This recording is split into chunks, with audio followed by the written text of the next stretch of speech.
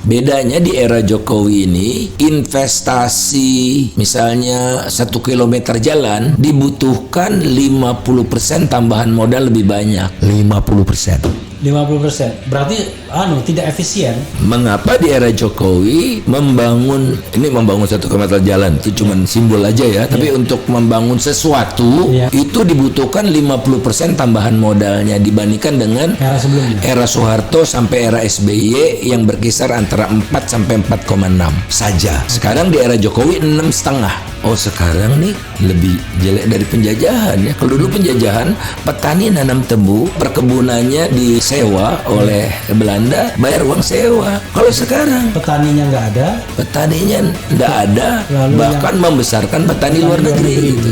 Nah, itu keuntungan besar jadinya. Super besar. Saya pernah ditawari, barangkali untuk nutup mulut saya itu, ini ada dana nih Bang, 500 juta rupiah, terserah Bang mau penelitian apa aja. Ya saya tolak mentah-mentah lah. Jadi kalau pabrik mereka di China beli biji nikel di pasar Shanghai itu harganya $80. Pemerintah Indonesia menetapkan harganya $34 saja kalau di sini. Tidak ada negeri yang setolol ini, maaf ya. Harga di dunia $80. Itu kita semua tolol ya, kita. Yang mengelola lah. Nah, gara-gara saya ngomong begini, ada sidang kabinet khusus. Kasarnya itu bener nggak yang Faisal bilang? Gak ada yang bisa jawab. Menteri-menterinya. Kemudian Deputi Makro Bappenas, Ibu Winnie namanya. Karena Ketua Bappenasnya kan ditanya kan. Ketua Bappenasnya nggak tahu. Dia minta di brief lah gitu. Kemudian kantor Menko Marinvest itu bikin tim untuk memitigasi omongan saya. Oh, bukan memitigasi dampak kerugian yang muncul karena tata kelola nikel. Ini Faisal datanya dari mana ya, itu yang dipermasalahkan. Bukan isinya. Karena mental pengurusnya adalah bagaimana mendapatkan keuntungan jangka pendek untuk itu KPI tapi mereka. Faktanya kan kita nggak boleh jump to conclusion kayak gitu. Faktanya adalah mereka bikin pabrik smelter, pabriknya sudah selesai, listriknya belum ada. Akhirnya nggak jalan. Nah, jadi ya yang udah dikeruk dijual begitu. Ya ini kan kebodohan seperti itu yang akibatnya ya seperti itu kan, nilai tambahnya dinikmati oleh China. Nah, kemudian mereka di sana menjual nih, si rakyatnya menjual biji nikelnya ini tidak boleh langsung ke perusahaan Cina itu, harus lewat perusahaan dagang, trader. Nah, itu boleh jadi remah-remahnya itu ke lokal lah. Surveyor kan harus survei kadar nikelnya berapa. Mereka juga yang menentukan. Gitu. Ya, Sukovindo dengan SI nggak kebagian. Ya, mereka ini yang dapat. Swasta itu ininya. Swasta. BUMN nggak dianggap di sana kan. Kan ini negeri Wakanda. Kata Pak Jokowi lagi nih ya. Baru-baru ini tuh nanti negara kuat, bukan negara kuat yang mengalahkan negara lemah, bukan negara besar mengalahkan negara kecil, tapi negara yang lebih cepat akan mengalahkan yang. Nah, jadi dia harus segera cepat tapi menabrak semua. Akhirnya nanti percayalah Pak Jokowi, kalau Pak Jokowi tidak introspeksi ini, nanti Pak Jokowi masa pensiunnya akan menderita karena dibuka satu demi satu celahnya kan. Misalnya NGO, civil society itu kan juga meng-create output kan. Itu positif. Ekspor positif naiknya, impor positif. Ya karena investasi positif. Bandingannya kan tahun yang kacau kemarin. Iya, walaupun apa? Pakai bandingan apa? Tapi ada yang negatif. Apa? Belanja pemerintah. Jadi pemerintahlah yang membuat ekonomi ini tidak tumbuh secara optimal. Saya misalnya ya diminta Kejaksaan Agung itu untuk jadi saksi ahli kasus minyak goreng. Saya menolak karena menurut saya yang membuat kerugian negara ya presiden sendiri gitu ya. Jadi yang harus jadi tersangka itu presiden. Pusing orang kejaksaannya itu. Nah, sekarang apa nih yang bisa mempersatukan masyarakat supaya kita tidak terpecah belah gitu. Barangkali bukan pendekatan politik, bukan pendekatan ekonomi, tapi pendekatan budaya. Nah, saya melihat oleh karena itu saya menyatakan gitu beberapa waktu yang lalu, saya ini arminya BTS. Arminya BTS? Ya. BTS itu apa? Ini kan generasi milenial. BTS itu adalah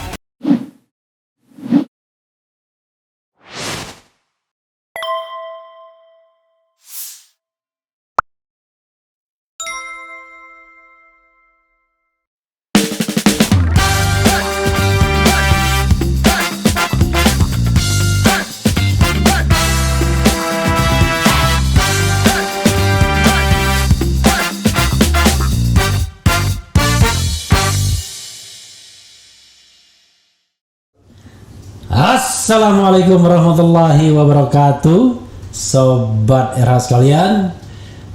Jumpa lagi kita di channel yang keren ini. Keren Jadas. Jadi korban keren Jadas itu berikutnya adalah orang yang selama ini sangat vokal ya kalau ngomong soal ekonomi dan tanpa tedeng aling-aling ya. Orangnya sih sopan, tapi omongannya suka nyelekit. Karena maklum, beliau berasal dari tanah seberang seperti saya juga ya. Assalamualaikum warahmatullahi wabarakatuh, Bang Faisal Basri. Waalaikumsalam warahmatullahi wabarakatuh. Oke, makasih Bang ya sudah datang ke sini. Jadi sahabat yang sekalian, tadi saya sama Bang Faisal ada acara di Syarikat Islam. Jadi kita bicara tentang tentang masa depan Indonesia ya. Beliau dalam perspektif ekonomi, saya dalam perspektif hukum dan politik. Tetapi bedanya beliau sudah menyiapkan slide untuk presentasi, tapi ternyata tidak memungkinkan. Jadi slide-nya di sini aja, saya bilang udah slide-nya ke Refli Harun Channel aja. Bang, untuk pertanyaan pertama, apa yang abang pikirkan sekarang soal ekonomi Indonesia? Ini pertanyaan yang paling gampang itu bagi saya. Ya 77 tahun ya, tinggal beberapa hari lagi kan usia kemerdekaan kita 77 tahun. Oke. Lantas apa yang sudah kita gapai? Karena kita merdeka kan untuk terbebas dari belenggu penjajahan, eksploitasi oleh penjajah gitu. Bayangkan itu Belanda bisa kaya karena dari bumi Indonesia ya. Mereka menjual produk-produk kita itu di Eropa dan sampai menjadi perusahaan dagang, itu VOC perusahaan dagang terbesar di dunia pada waktu itu. Hanya karena ngambil uang, ngambil kekayaan alam kita ya, rempah-rempah, perkebunan, segala hal inilah karena mereka monopoli kan, banknya mereka, asuransinya mereka, itu yang sekarang jadi BUMN setelah diambil alih di zaman Juanda ya, zaman nasionalisasi oleh Pak Juanda yang luar biasa itu. Refleksi saja pada masa Hindia Belanda itu pendapatan Indonesia, pendapatan warga di Hindia Belanda ini ya flat gitu, dan naik-naik. Flat rendah gitu ya, rendah ya karena tadi kekayaan alamnya, eksploitasi itu dibawa keluar pokoknya. Dibawa keluar. Nah kemudian dibawa keluar dan uangnya nggak disimpan di Indonesia.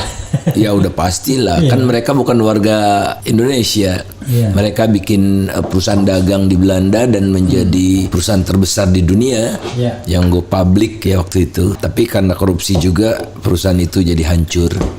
Sekedar saja menunjukkan betapa gemah ripah loh jinawinya itu. Tahun 1937 Indonesia itu Nusantara pengekspor gula terbesar kedua di dunia setelah Kuba. Setelah Kuba kita juga mengekspor kelapa ya, kelapa, kemudian produk perkebunan yang lama itu karet. Adalah itu data-datanya semua berapa yang dieksploitasi. Sebetulnya saya udah punya naskah untuk buku tapi sedang tidak mood gitu ya. Udah selesai sampai bab. Jadi periodisasi semasa sebelum merdeka sampai era Pak Jokowi.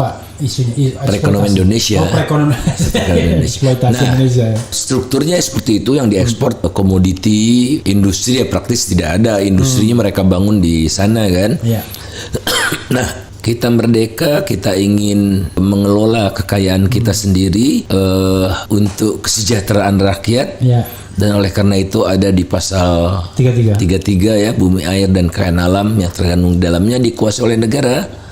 bagi sebesar-besarnya kemakmuran Bahkan rakyat. Pancasila keadilan sosial. Nah, kalau kita sudah merdeka kan kita tidak sekedar mengeksploitasi lantas jual kan, kita ingin menciptakan nilai tambah dong, gitu supaya lapangan kerjanya ada, diolah dulu sehingga nilai tambahnya meningkat, sehingga terjadilah percepatan kesejahteraan rakyat itu. Dan kata Bung Karno kan tidak boleh ada orang miskin di bumi Indonesia merdeka gitu. Jadi kemiskinan harus dinyahkan dari bumi pertiwi. Nah, kemudian kita potret nih sekarang, ya kita bandingkan dengan negara-negara lain yang juga dijajah gitu. Setelah Perang Dunia Kedua kan baru start itu ya, yang namanya membangun sebagai satu nation state. Jadi ada Korea Selatan, Jepang lah termasuk juga. Jepang udah lewat, udah advanced country. Korea, Thailand, Malaysia, Singapura kita keluarkan juga karena city state ya. Kemudian Filipina, itu Vietnam lah sekarang, Vietnam. Nah, di potret sekarang dibandingkan yang lalu itu praktis startnya hampir sama. Kalau dilihat gambarnya gitu, itu bertumpu itu garisnya itu. Tahun kemerdekaannya ya.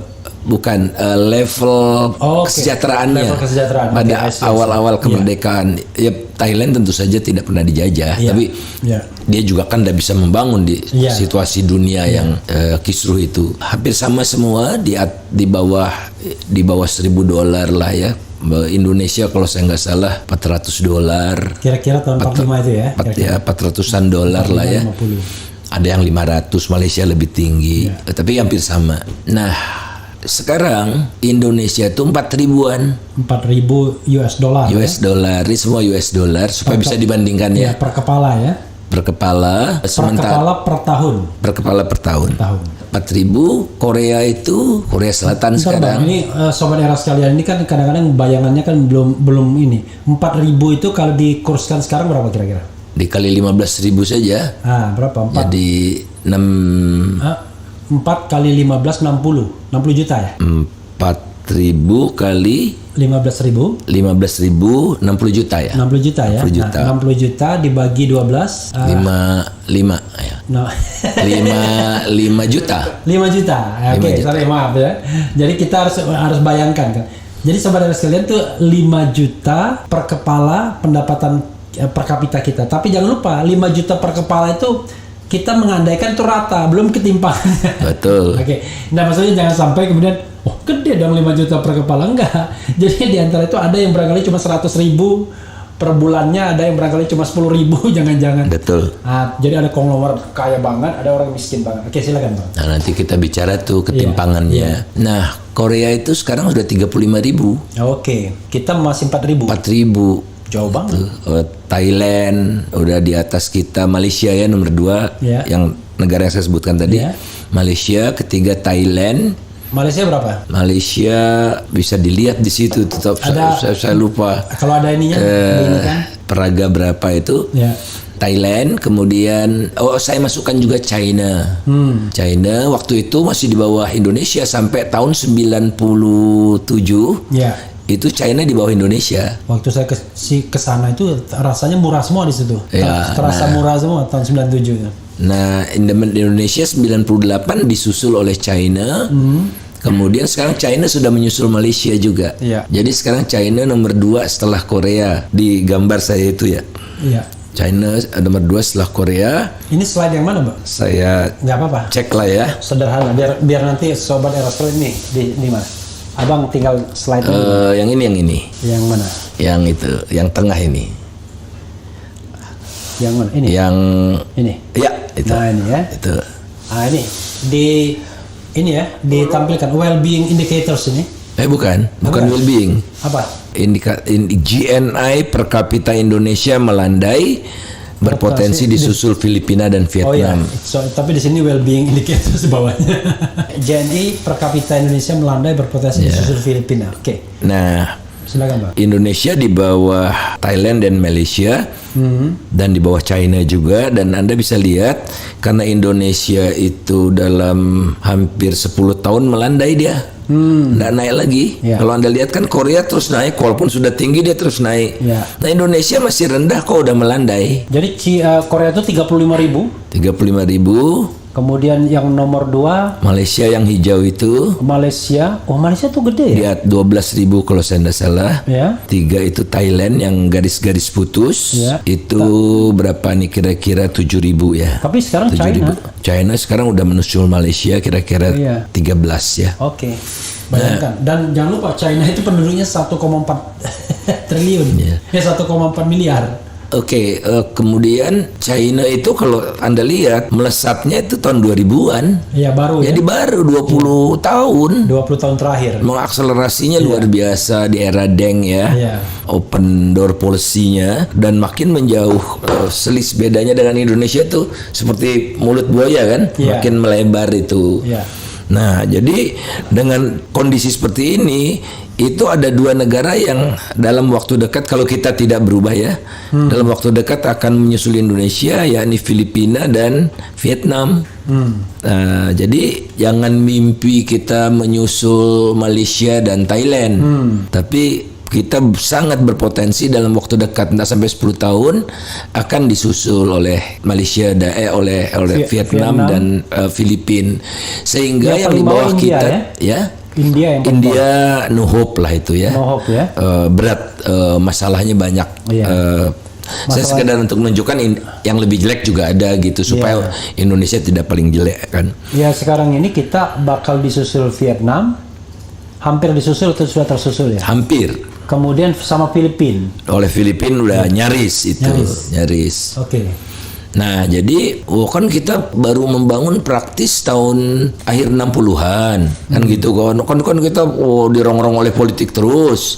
Dinyatakan udah lama. Jawaban kita dan 2000-an gitu. Bahkan sampai sekarang sistem politiknya itu kayak different direction ya kan? Ekonominya kapitalis. Ini komunistik ya. Komunis. Nah, jadi kok kita udah melandai gitu. Apa yang salah dengan kita? Tentu saja kita bertanya kan apa yang salah dengan kita itu. Nah, kita telusuri. Pertama, kita melihat bahwa ada yang kita lupa dan tidak dianggap sebagai masalah. Nah, saya tunjukkan trennya itu di slide ke ini 3. Ada nomornya ya. Slide ketiga, habis judul ya, judul. Slide ketiga. Tren pertumbuhan ekonomi Indonesia melambat. Ya, itu. Nah, kalau teman-teman lihat di situ pertumbuhan ekonomi Indonesia trennya itu melambat sepanjang waktu. Jadi bukan di era Jokowi saja, tapi sudah melambat, pernah 8% rata-rata setahun, terus turun 7%-an, turun 6%-an, era Jokowi 1 5%, era Jokowi 2 saya perkirakan lebih rendah dari 5%. Bahkan 98 dan 2020 negatif ya. Nah, negatifnya saya hilangkan supaya tidak terlalu ekstrim. Jadi dalam menghitung rata-ratanya saya hilangkan yang negatif. Ini anjlok kalau begitu. Ya kan kalau 98 kita minus 13,2%. Nggak bisa dihitung ya, karena kondisi chaos. Bukan pattern lah. Jadi ini kan kita mau lihat polanya. Pertanyaannya kenapa? Kok kita sudah ngos-ngosan? Ini menarik itu Bang ya, karena ketika Abang menghilangkan 2020 ya? Ya, dan 2020 kan kita minus karena pandemi. Itu saya hilangkan. Ya, dihilangkan biar patternnya itu nggak didebat ya. Wah, ini kan Anda menghilangkannya. Ya, karena pandemi gitu. Oke. Jadi yang tidak pandemi, yang tidak kontraksi. Kalau ekonomi tidak kontraksi, tidak saya perhitungkan. Oke, dan ini dengan data yang normal ini kok flat begitu ya? Nah, betul. Nah, sama seperti orang berlari, kita berlari maraton misalnya, baru 1/4 jalan sudah lelah gitu. Ini kan ini masih panjang nih perjalanan, kok baru 1/4 jalan sudah lelah. Nah, kita cek kan jantungnya, tekanan darahnya, suhunya gitu. Tapi saya tidak ingin detail ke sana. Nah, lantas oleh Pak Jokowi ini dituduhlah gitu, didiagnosislah bahwa biang keladi dari pertumbuhan ekonomi yang melambat ini investasi. Karena investasi kan makanan utama untuk bertumbuh ya. Tidak ada investasi kan tidak ada peningkatan produksi. Nah, investasi padahal, nah ini salah diagnosis. Padahal investasi tidak masalah di Indonesia. Investasi itu cukup besar. Itu datanya ada pada Peraga berapa ini yang judulnya itu nomor 1, 2, 3, 4, 5, 6, 7, 8, 9. Peraga ke-9 itu investasi di Indonesia tergolong relatif tinggi. Jadi bukan investasi. Satu penuh layar, setara dengan Korea dan upper middle income. Yang tinggi memang investasinya China, tapi kita tertinggi di ASEAN. Ini investasi ini termasuk dalam negeri juga ya? Investasi yang terjadi di Indonesia yang berwujud fisik, bukan investasi di pasar saham, itu nggak masuk. Oke, fisik. Jadi, baik itu modal dalam negeri maupun modal asing. Semua. Ya? Semua namanya itu gross fixed capital formation. Jadi membentuk modal, ya investasinya membentuk modal. Nah, investasi di kita besar. Jadi bukan itu salahnya. Sehingga kalau boleh tahu proporsinya antara asing sama dalam negeri berapa? Asing itu rata-rata 15% saja. 15%, 85%. Kita sepanjang sejarah Republik Indonesia tidak pernah mengandalkan investasi asing. Padahal kesannya investasi asing itu ya kayaknya jadi karpet merah ya. Kecil sekali, makanya nggak usah ngemis-ngemis keluar. Iya. Nah, makanya ada Menko Marinvest. Ada Menteri Investasi, ada BKPM, ada Satgas Percepatan Investasi segala macam. Yang kerjanya roadshow ke luar negeri. Nah, kuncinya maksud saya tuh kuncinya adalah bukan investasi yang masalah, bukan besarnya investasi. Ya, besarnya investasi oke banget, bahkan ya bisa dikatakan kita itu di dunia ini top 20 sebagai penerima investasi asing itu. Nomor 1 Amerika, nomor 2 China. Kita 2020 itu nomor 16, tapi 2021 nomor 20, tapi tetap top 20. Di top 20 tapi itu 2020 walaupun Covid kita masih nomor 16 tetap ya. Nomor 2020 ya. Tapi kan Covid seluruh dunia. Karena kan rencananya kan udah sebelum Covid. Nah, jadi 2021 turun ke posisi 20, tapi top 20. Sekali lagi saya ingin menggarisbawahi, Indonesia tidak pernah sangat bergantung pada investasi asing seperti Vietnam, seperti Malaysia, ya Thailand, itu ketergantungan pada asingnya cukup besar. Ada positif negatifnya, kita tidak perlu bahas. Thailand, Vietnam itu asing ya banyak ya. Banyak. Thailand itu kan komunis, tapi 40%. Bukan Vietnam komunis. Vietnam kan komunis. Jadi itu peranan investasinya 40% asing. Indonesia cuma belasan. Nah, jadi nggak benar itu, makanya omnibus law-nya juga nggak benar kan. Kan itu. Terutama asing ya, karpet merah untuk investasi asing. Semua ada nggak asing saja, semua dikasih karpet merah.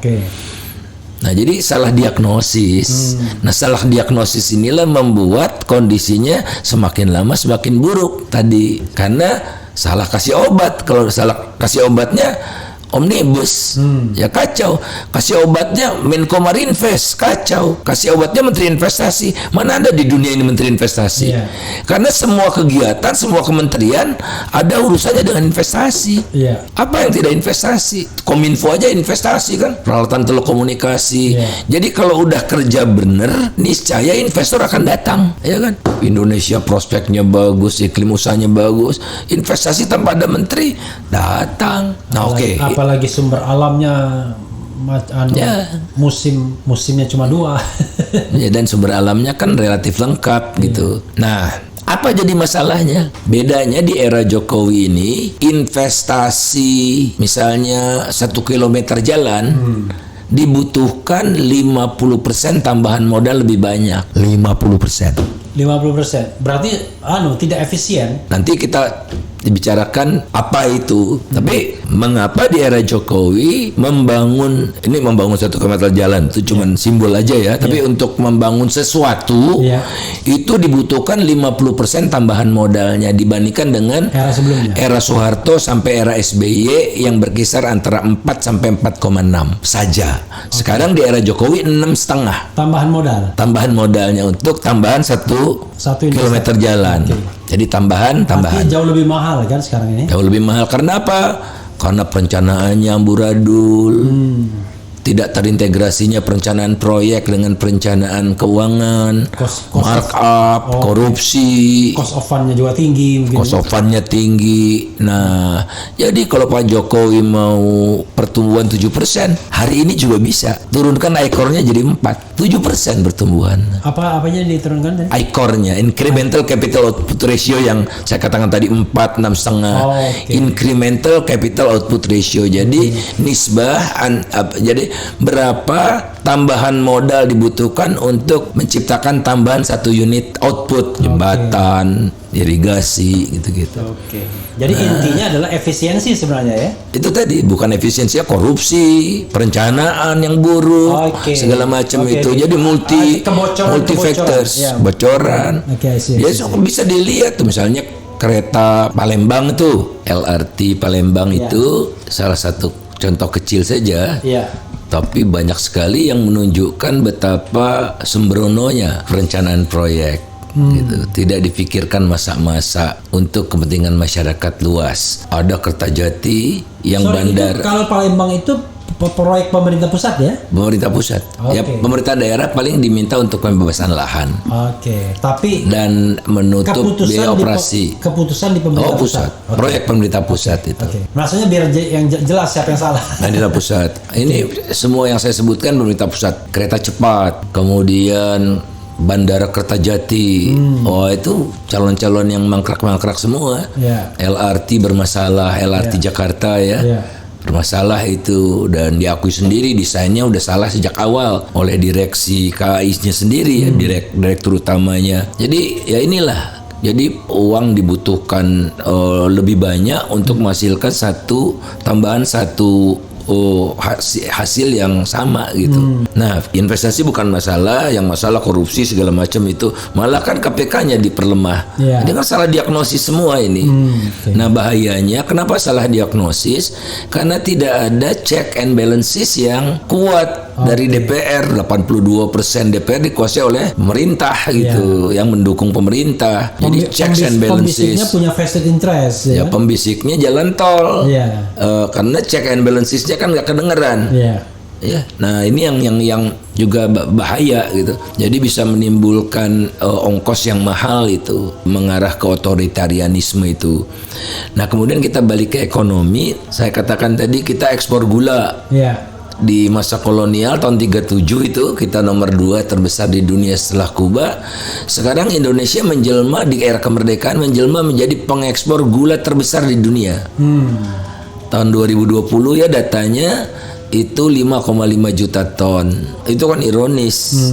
Dan beralih, kalau dulu pabrik gulanya mengolah.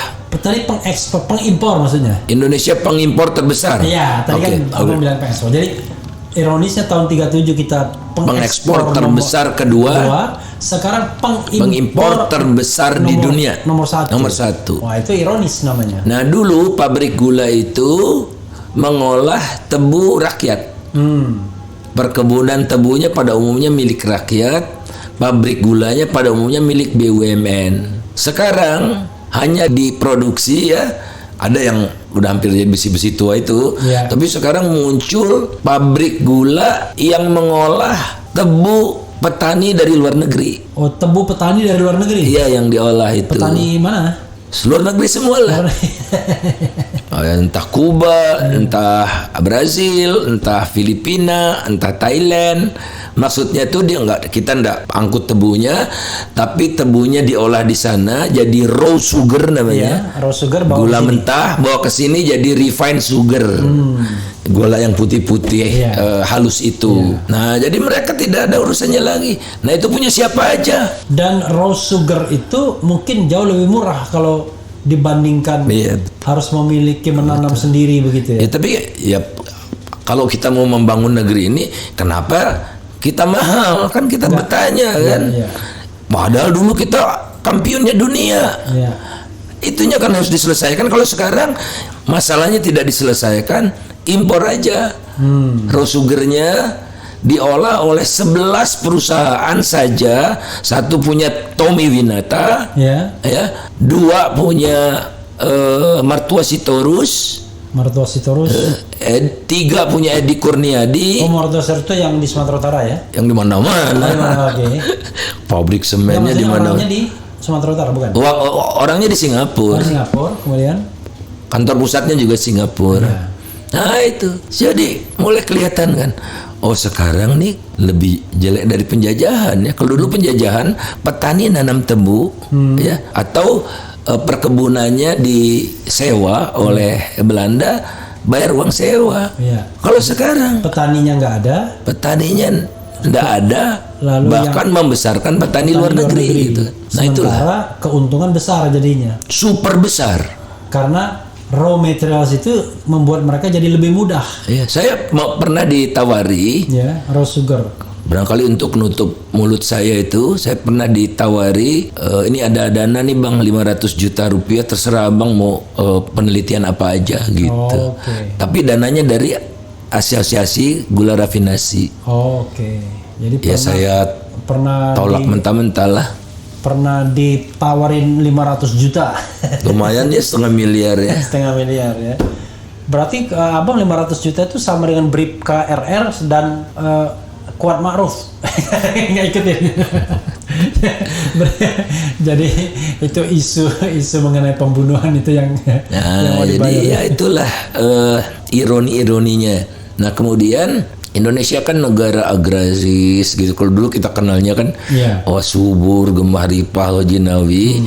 Tapi untuk urusan perut pangan, Indonesia itu lebih banyak membeli dari luar negeri daripada menjual ke luar negeri. Padahal netonya kita net importer dari food. Itu satu. Tadi gula kan bagian dari food ya. Kemudian kedua, untuk manufaktur nih. Ini namanya industri manufaktur. Jadi industri manufaktur itu adalah industri yang mengolah dari bahan baku menjadi barang jadi yang totally different. Beda bentuknya, beda warnanya, beda rasanya gitu. Nah ini semua manufaktur nih. Ini manufaktur semua yang ada di sini.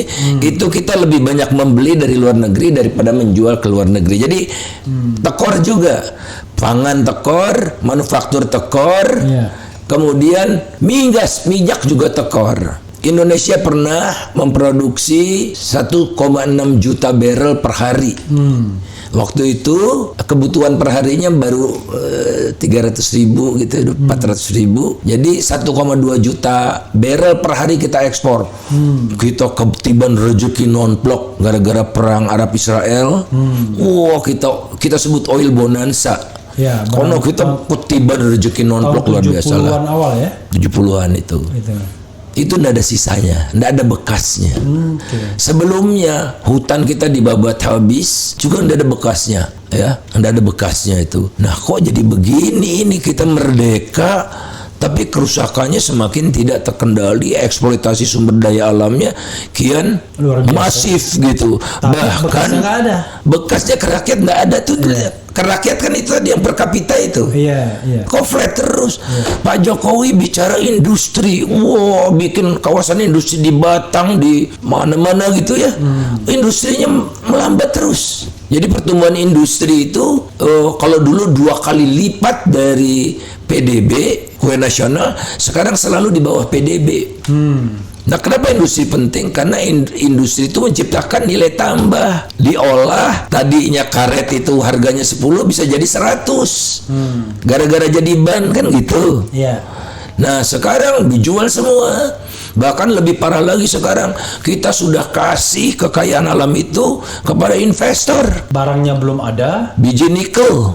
Itu investornya dari 21 dari China daratan itu. Dari 21 China darat. Nah mereka yang abang bilang mereka mendapatkan manfaat 90% dari ini fantastis ini. Jadi kalau pabrik mereka di China beli biji nikel di pasar Shanghai itu harganya $80. Pemerintah Indonesia menetapkan harganya $34 saja kalau di sini. Tidak ada negeri yang setolol ini, maaf ya kalau saya katakan. Harga di dunia $80. Itu kita semua tolol ya, kita. Tapi yang mengelola lah, yang menetapkan HPM itu, harga patokan nikel. Nah sekarang mereka tuh bayangkan untungnya luar biasa. Lantas pemerintah wah ekspor stainless steel kita naik luar biasa, memang naiknya ekspornya.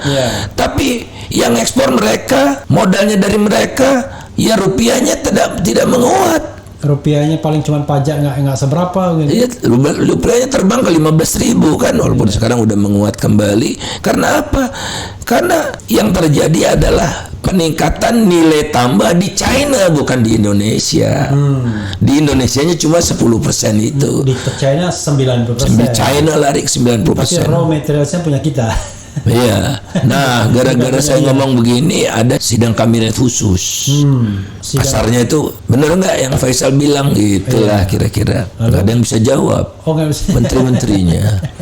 Jadi nggak ada yang bisa jawab, nggak ada yang berani jawab. Tidak bisa menjawab lah. Jadi saya tahunya dari mana? Dari Pak Bahlil. Bang, abang jadi pembicaraan nih katanya. Kita harus ngomong nih bang, gitu. Bahlil. Kemudian Deputi Makro Bappenas, Ibu Winnie namanya. Karena ketua Bappenasnya kan ditanya kan, ketua Bappenasnya nggak tahu, dia minta di brief lah gitu, data-datanya juga saya kasih. Kemudian kantor Menko Marinvest itu bikin tim untuk memitigasi omongan saya. Oh, bukan memitigasi dampak kerugian yang muncul karena tata kelola nikel. Ini Faisal dapat datanya dari mana? Itu yang dipermasalahkan, bukan isinya. Bukan datanya itu benar apa enggak ya. Terus saya kan ngomong gini kemarin, oh Bapak tahu katanya ada tim yang memitigasi omongan saya. Ya kan saya punya murid di mana-mana ya. Dan masih banyak orang baik di mana-mana. Nah, jadi ya proof gitu, terbukti, tidak bisa menjanggal. Kalau saya ngawur gitu, barangkali saya kan udah dipanggil polisi karena pencemaran nama baik dan macam-macam itu. Kan saya selalu menyebut nama juga gitu kan. Emang datanya begitu, mau gimana? Persoalannya adalah itu terlibat pada bisnis pejabat. Keuntungan itu masuk kepada mereka yang berkuasa. Sebagian besar ke China. Ke China, tapi kan ada ekonomi Alibaba kan? Ya ada. Jadi yang ahlinya kan pejabat sini. Dalam kasus seperti ini enggak 100% mereka nggak ada ahli-ahlian. China semua. Nah, iya. Lalu yang membawa orang ke China itu untungnya di awal aja mungkin. Saya nggak tahu. Untuk uang nggak tahu gitu. Uang fee-nya apanya. Jadi kan yang mengawal mereka bukan Satpam. Iya. TNI dan Polri. Kalau TNI dan Polri ada ancaman kan. Nah rakyatlah yang dianggap ancaman itu. Jadi harus diamankan oleh TNI Polri. Saya pernah undang misalnya mantan TNI, siapa yang mantan TNI? Kapten siapa? Yang berhenti itu dia juga cerita. Dia menemukan tenaga kerja asing dari China. Ada di satu tempat tidak itu jelas identitasnya. 60% pekerja China, mayoritas mereka. Nah sekarang mereka merambah, tidak hanya membeli biji nikel itu dari penambang, tapi mereka sekarang menguasai tambangnya juga, yang sebetulnya tidak boleh menurut undang-undang. Tapi nah itu yang pakai lokal, nama lokal boleh jadi ya, boleh jadi. Dan kemudian BUMN Indonesia juga jadi pemasok mereka. Jadi BUMN ini ngeruk tambang bukan diolah, tapi dijual ke perusahaan Cina itu. Karena mental pengurusnya adalah bagaimana mendapatkan keuntungan jangka pendek. Untuk itu tapi mereka. Faktanya kan kita nggak boleh jump to conclusion kayak gitu. Faktanya adalah mereka bikin pabrik smelter, pabriknya sudah selesai, listriknya belum ada. Hanya nggak jalan. Nah jadi yang udah dikeruk dijual begitu. Ya ini kan kebodohan seperti itu yang akibatnya ya seperti itu kan, nilai tambahnya dinikmati oleh China. Nah kemudian mereka di sana menjual nih, si rakyatnya menjual biji nikelnya ini tidak boleh langsung ke perusahaan Cina itu, harus lewat perusahaan dagang trader. Nah itu boleh jadi remah-remahnya itu ke lokal lah. Tradernya. Jadi 2% ya, diambil. Jadi ibaratnya tradernya dapat keuntungan maklar ya kan? 2%. Oke. Kemudian surveyor kan harus survei kadar nikelnya berapa. Dapat juga. Mereka juga yang menentukan. Dapat juga gitu. Ya, Sukovindo dengan SI nggak kebagian. Oke. Ya, mereka ini yang dapat. Swasta itu ininya. Swasta, BUMN nggak dianggap di sana kan. Kan ini negeri Wakanda. Iya. Jadi nggak bisa penugasan. Iya. Agama negeri Wakanda. Nah jadi sudah sedemikian dijual murahnya negeri ini. Sementara kerusakannya luar biasa. Laut Banda kan indah ya. Nah sekarang mereka diizinkan untuk membuang limbah tambangnya itu ke laut dalam. Apa yang terjadi semua. Nah ini dipermudah lewat omnibus ini. Nah jadi kan ini harus kita hentikan. Jadi kalau misalnya buruh bilang omnibus law dicabut karena untuk kepentingan mereka, sebenarnya kepentingannya jauh lebih besar sebenarnya ya, omnibus law itu. Kan buruh-buruh ini kan ribut mencabut omnibus law, tapi dalam perspektif buruh dianggap merugikan buruh, tapi dalam perspektif yang lebih besar sesungguhnya omnibus law memang harus dicabut kan begitu. Iya, karena menciptakan jalan bebas hambatan untuk mengeruk kekayaan alam Indonesia secepat-cepatnya, sebanyak-banyaknya tanpa perlu mempertimbangkan sebagaimana sebelumnya aspek lingkungan, aspek sosial, aspek macam-macam itu. Padahal sekarang kan dituntut perusahaan itu tidak sekedar untung, tapi harus memenuhi kriteria ESG itu, Environment, Social, Governance. Kalau mereka tidak patuh pada aturan ini, nggak laku sahamnya, produknya bisa diboikot nanti. Nah kita belum kepikiran yang begitu-begitu. Tapi faktanya di Indonesia pasar saham kita gimana? Ini kan di luar negeri ya. Udah ada indeks ESG, pasar saham di Indonesia keren sekarang. Jadi saya ini punya uang, mau usaha susah, nggak punya koneksi, nggak bisa dapat konsesi batu bara, mau bikin pabrik ribet. Walaupun batu bara kan? Iya, walaupun ribet. Nggak, walaupun batu bara. Abang batu bara. Nah, ya udah, uang saya kan harus saya putar. Beliau ini Faisal Basri batu bara. Saya putar, jangan pakai batu bara, nanti harga batu bara turun nih. Ini lagi bagus harga batu bara. Nah, ya mereka investnya muterkan uangnya di pasar saham, mereka investasi di Bitcoin, mereka investasi di surat utang negara, atau mereka sekedar taruh uangnya di deposito. Dan itu bukan real ekonomi ya, kira-kira gitu ya? Ya uang berputar tapi kegiatan realnya tidak ada. Jadi pemerintah keluarkan surat utang, surat utangnya dibeli oleh bank. Sekarang bank itu pembeli surat utang terbesar, pembeli surat utang pemerintah terbesar. Sepertiga dari utang pemerintah itu disedot oleh bank. Ya artinya uang itu multiplier efeknya kan nggak ada kan, karena dia nggak. Ya iya, uang itu kan harusnya digunakan untuk disalurkan dalam bentuk kredit buat masyarakat kan. Ini bayar surat utangnya dipakai oleh pemerintah buat bayar bunga utang. Bunga utangnya udah mencapai hampir 20% dari total pengeluaran pemerintah pusat. Jadi makanya rakyatnya lesu terus tadi. Jadi bunga utang kita itu sudah 20% dari total pengeluaran pemerintah pusat. Pengeluaran pemerintah pusat berapa? Aduh, ini saya udah enggak ingat lah. Berapa kira-kira? Belum sampai 2000 triliun, tapi di atas 1.500 triliun. Dan itu 20%-nya sudah untuk bayar bunga untuk bayar bunga. 20% untuk pendidikan. Udah 40%. Berapa persen untuk pertahanan? Itu yang undang-undang aja kan. Untuk guru, tunjangan guru, untuk perawat, semua. Jadi ruang fiskalnya tipis. Ruang fiskalnya nggak ada untuk pembangunan lagi udah. Ya, harus ngutang lagi. Ngutang lagi. Dan itu bunga pokoknya belum berkurang. Bunga. Apa utang pokoknya? Utang pokoknya belum berkurang. Utang pokok kita berapa Bang sekarang ini? Utang 7.100 triliun. 7.100 triliun itu utang Indonesia, utang BUMN ditambah 1.200. Oh itu abang nggak hitung dengan utang bank ya? Karena bank kan dianggap jadi bank kan ya semua bank juga. 1.200-an ya. BUMN ya. Di non financial. Kalau financial abang nggak hitung. Nggak perlu dihitung. Karena itu memang biasa hitung ke masyarakat. Ya. Lalu ada hidden debt itu yang kata berita luar negeri yang hidden debt itu. Jadi ada kereta cepat. Kereta cepat itu awalnya business to business. Nah, si business to businessnya ini kan 40% China, konsorsium China, 60% konsorsium Indonesia. Nah, mereka itu masukkan modal 25% saja. 75%-nya itu dari pinjaman dari Development Bank of China. Nah, 75%-nya itu tidak masuk APBN. Tidak masuk sebagai utang pemerintah. Ini kan business to business. Nah, ini dianggap hidden debt. Kenapa hidden debt? Karena kalau ada apa-apa dengan BUMN itu yang nanggung juga pemerintah. Terbukti dengan kereta cepat kan?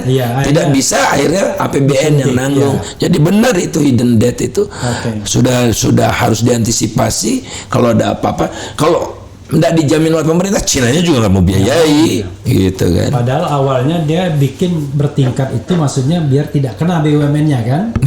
Jadi konsorsium 4 perusahaan, bikin perusahaan cangkang, kemudian perusahaan inilah yang kemudian bikin anak perusahaan dan ke Cina. Kan kira-kira begitu. Kan dia kan 4 BUMN buat PSBI, Pilar Sinergi Bersama Indonesia, Pilar Sinergi Bersama Indonesia itu bikin KCIC kan, Kereta Cepat Indonesia Cina kan. Jadi bersama dengan Cina. Jadi KCIC. Maksudnya biar tidak sampai ke 4 BUMN ini kalau ada apa-apa. Tapi faktanya pemerintah yang harus turun tangan nyuntik modalnya kan, tambahannya, investasinya. Karena nggak sanggup. Karena proyeknya terlalu besar, kan dipaksakan. Proyeknya terlalu besar dan tidak visibel kan. Bang, jadi kalau kita bicara tentang ekonomi ini, walaupun saya bukan ekonomi, ya memang nggak ada yang optimis ekonomi. Yang optimis itu hanya ekonom yang ada kaitannya sama pemerintah, penguasa. Jadi kalau misalnya ya kita mau memperbaiki kondisi yang ada ya. Sebelum memperbaiki kondisi yang ada, mungkin abang urutkan faktor-faktor yang paling buruk di ekonomi kita. 1 apa, 2 apa, 3 apa, ya kan, biar ada gambaran bagi sobat era. Nah, dari situ kemudian baru kita berpikir bagaimana solusinya. Apa bang? 1 apa? Satu ya perbaiki jantung. Jantungnya lemah sekali. Iya, jantung itu apa misalnya? Jantung sektor keuangan. Jadi apa? Jadi ini kenapa masyarakat nggak berdaya? Kenapa 99% unit usaha ini mikro? Ini kan nggak sehat. Mikro itu tidak berbadan usaha, pekerjanya informal, yang bekerja nggak dapat gaji rutin, nggak dapat tunjangan macam-macam. Mikro. 99% mikro. 98 deh. Yang setiap saat bisa diberhentiin gitu. Ya, pekerja keluarga segala macam. 1,2% kecil. Yang menengah 0, sekian. Lupa saking rendah. Yang besar 0,0. Nggak apa-apa yang besar sedikit. Nah, ini kan nggak bener. Masa 98% perusahaan di Indonesia ini, unit usaha di Indonesia mikro. Nah, si mikro ini nggak bisa pinjam pinjam kredit ke bank BUMN. Ya kan harus ada PT-nya. Harus ada badan hukumnya gitu-gitu. Jadi apapun yang dilakukan pemerintah dia nggak dapat. Nah, penyebabnya kenapa mereka, kan kita harus diagnosis ya. Kenapa mereka usaha? Bukan karena mereka punya entrepreneurship, karena suaminya gajinya nggak cukup, dia ngewarung di rumah mikro. Iya kan? Kalau karena gaji suaminya nggak cukup atau gaji saya nggak cukup, pulang kerja saya ngojek, mikro juga, gitu-gitu. Nah, jadi ada yang nggak bener di sektor formalnya ini. Industri melemah terus. Yang paling seluruh pekerja sektor industri adalah formal. Tapi industrinya turun terus. 30% pendapatan pajak dari industri, tapi industrinya turun terus. Jadi negaranya juga jadi lesu karena ndak punya tambahan macam-macam. Jadi itu dia tadi, jantung lemah, rakyatnya nggak dapat akses. Nah, ada nih BPR dan BPR syariah yang kerjanya dari rumah ke rumah itu dikebiri, gila nggak? Jadi lebih baik pemerintah itu membuka akses kepada pinjol-pinjol yang jahat-jahat itu daripada pemberdayaan BPR-BPRS. Oleh karena itu saya bersedia untuk menjadi saksi. Syariah ya, syariah. Ya. Nah, itu memang komunitas kan. Nah mereka nggak boleh kerjasama sesama BPR. Misalnya punya ATM bersama, punya imani bersama kan bisa ya, karena mereka kecil-kecil. 1.600 BPR ini sepakat untuk menanggung penggunaan imani bersama. Nggak dibolehkan sama pemerintah atau BI gitu.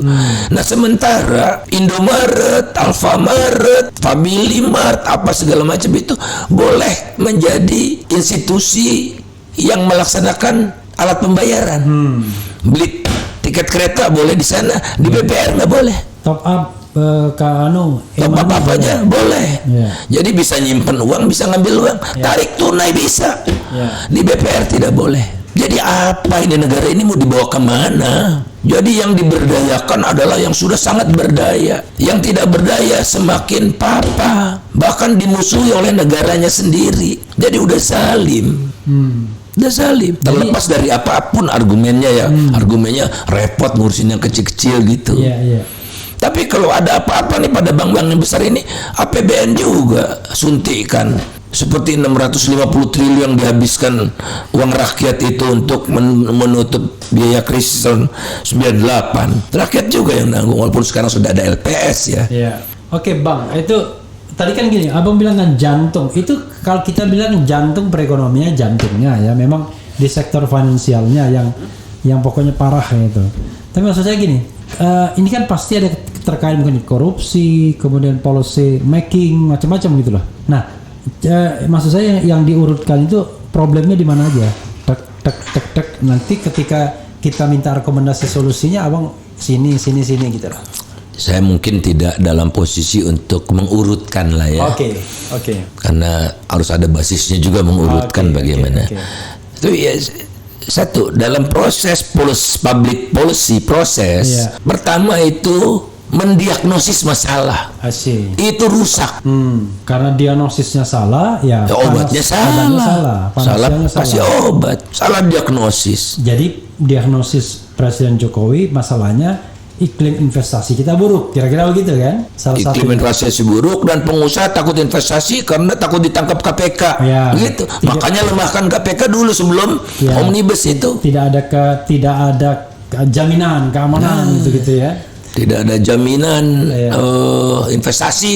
Padahal investasi nggak masalah dari sisi jumlah. Baik investasi asing yang kita top 20 dan kita udah biasa 85% itu dari dalam negeri. Nah dari dalam negeri dari mana? Kenapa? Dari dalam negeri kan kebanyakan dari bank. Nah itu tadi yang kayak saya katakan, banknya sekarang lebih getol membeli surat utang daripada ngasih pinjaman. Nah, secara tidak langsung kan bank itu dipaksa oleh pemerintah untuk beli. Lantas sekarang kalap lagi pemerintah kan, karena beban utangnya udah besar kan. Yo, bikinlah Perpres itu BI yang menyerap. Dulu undang-undang BI kan udah boleh.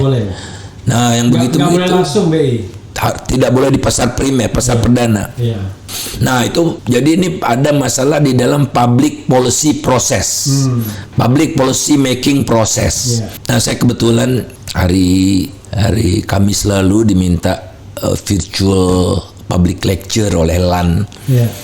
Itu politik ekonomi dalam ini buat para analis ya, analis kebijakan di semua ASN. Nah saya juga surprise ya. Jadi saya diminta untuk membahas dari segi ekonomi politik. Ini ASN semua loh ini. Tapi saya ngomongnya seperti ini. Anda harus sadar lingkungan politik Anda seperti apa. Jadi Anda perannya begini saya bilang gitu. Jadi supaya tugas ASN ini kan melingkari agar politisi itu tidak bisa dibatasi room for manuvernya gitu dengan keteknokrasian mereka. Itu yang satu. Kemudian yang kedua, bagaimana menghindari kesalahan itu adalah dengan ada check and balances.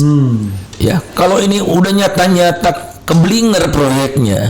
Coba Bang Refli pernah baca enggak? Kan apa kenapa kita membangun ibu kota baru? Kata Pak Jokowi ini hadiah Indonesia buat dunia. Kita harus membangun ibu kota baru yang lebih bagus dari Dubai. Mimpi kita memang harus besar. Betul. Tapi kalau mimpi buat ambisi pribadi ini pakai duit publik yang jumlahnya besar gitu.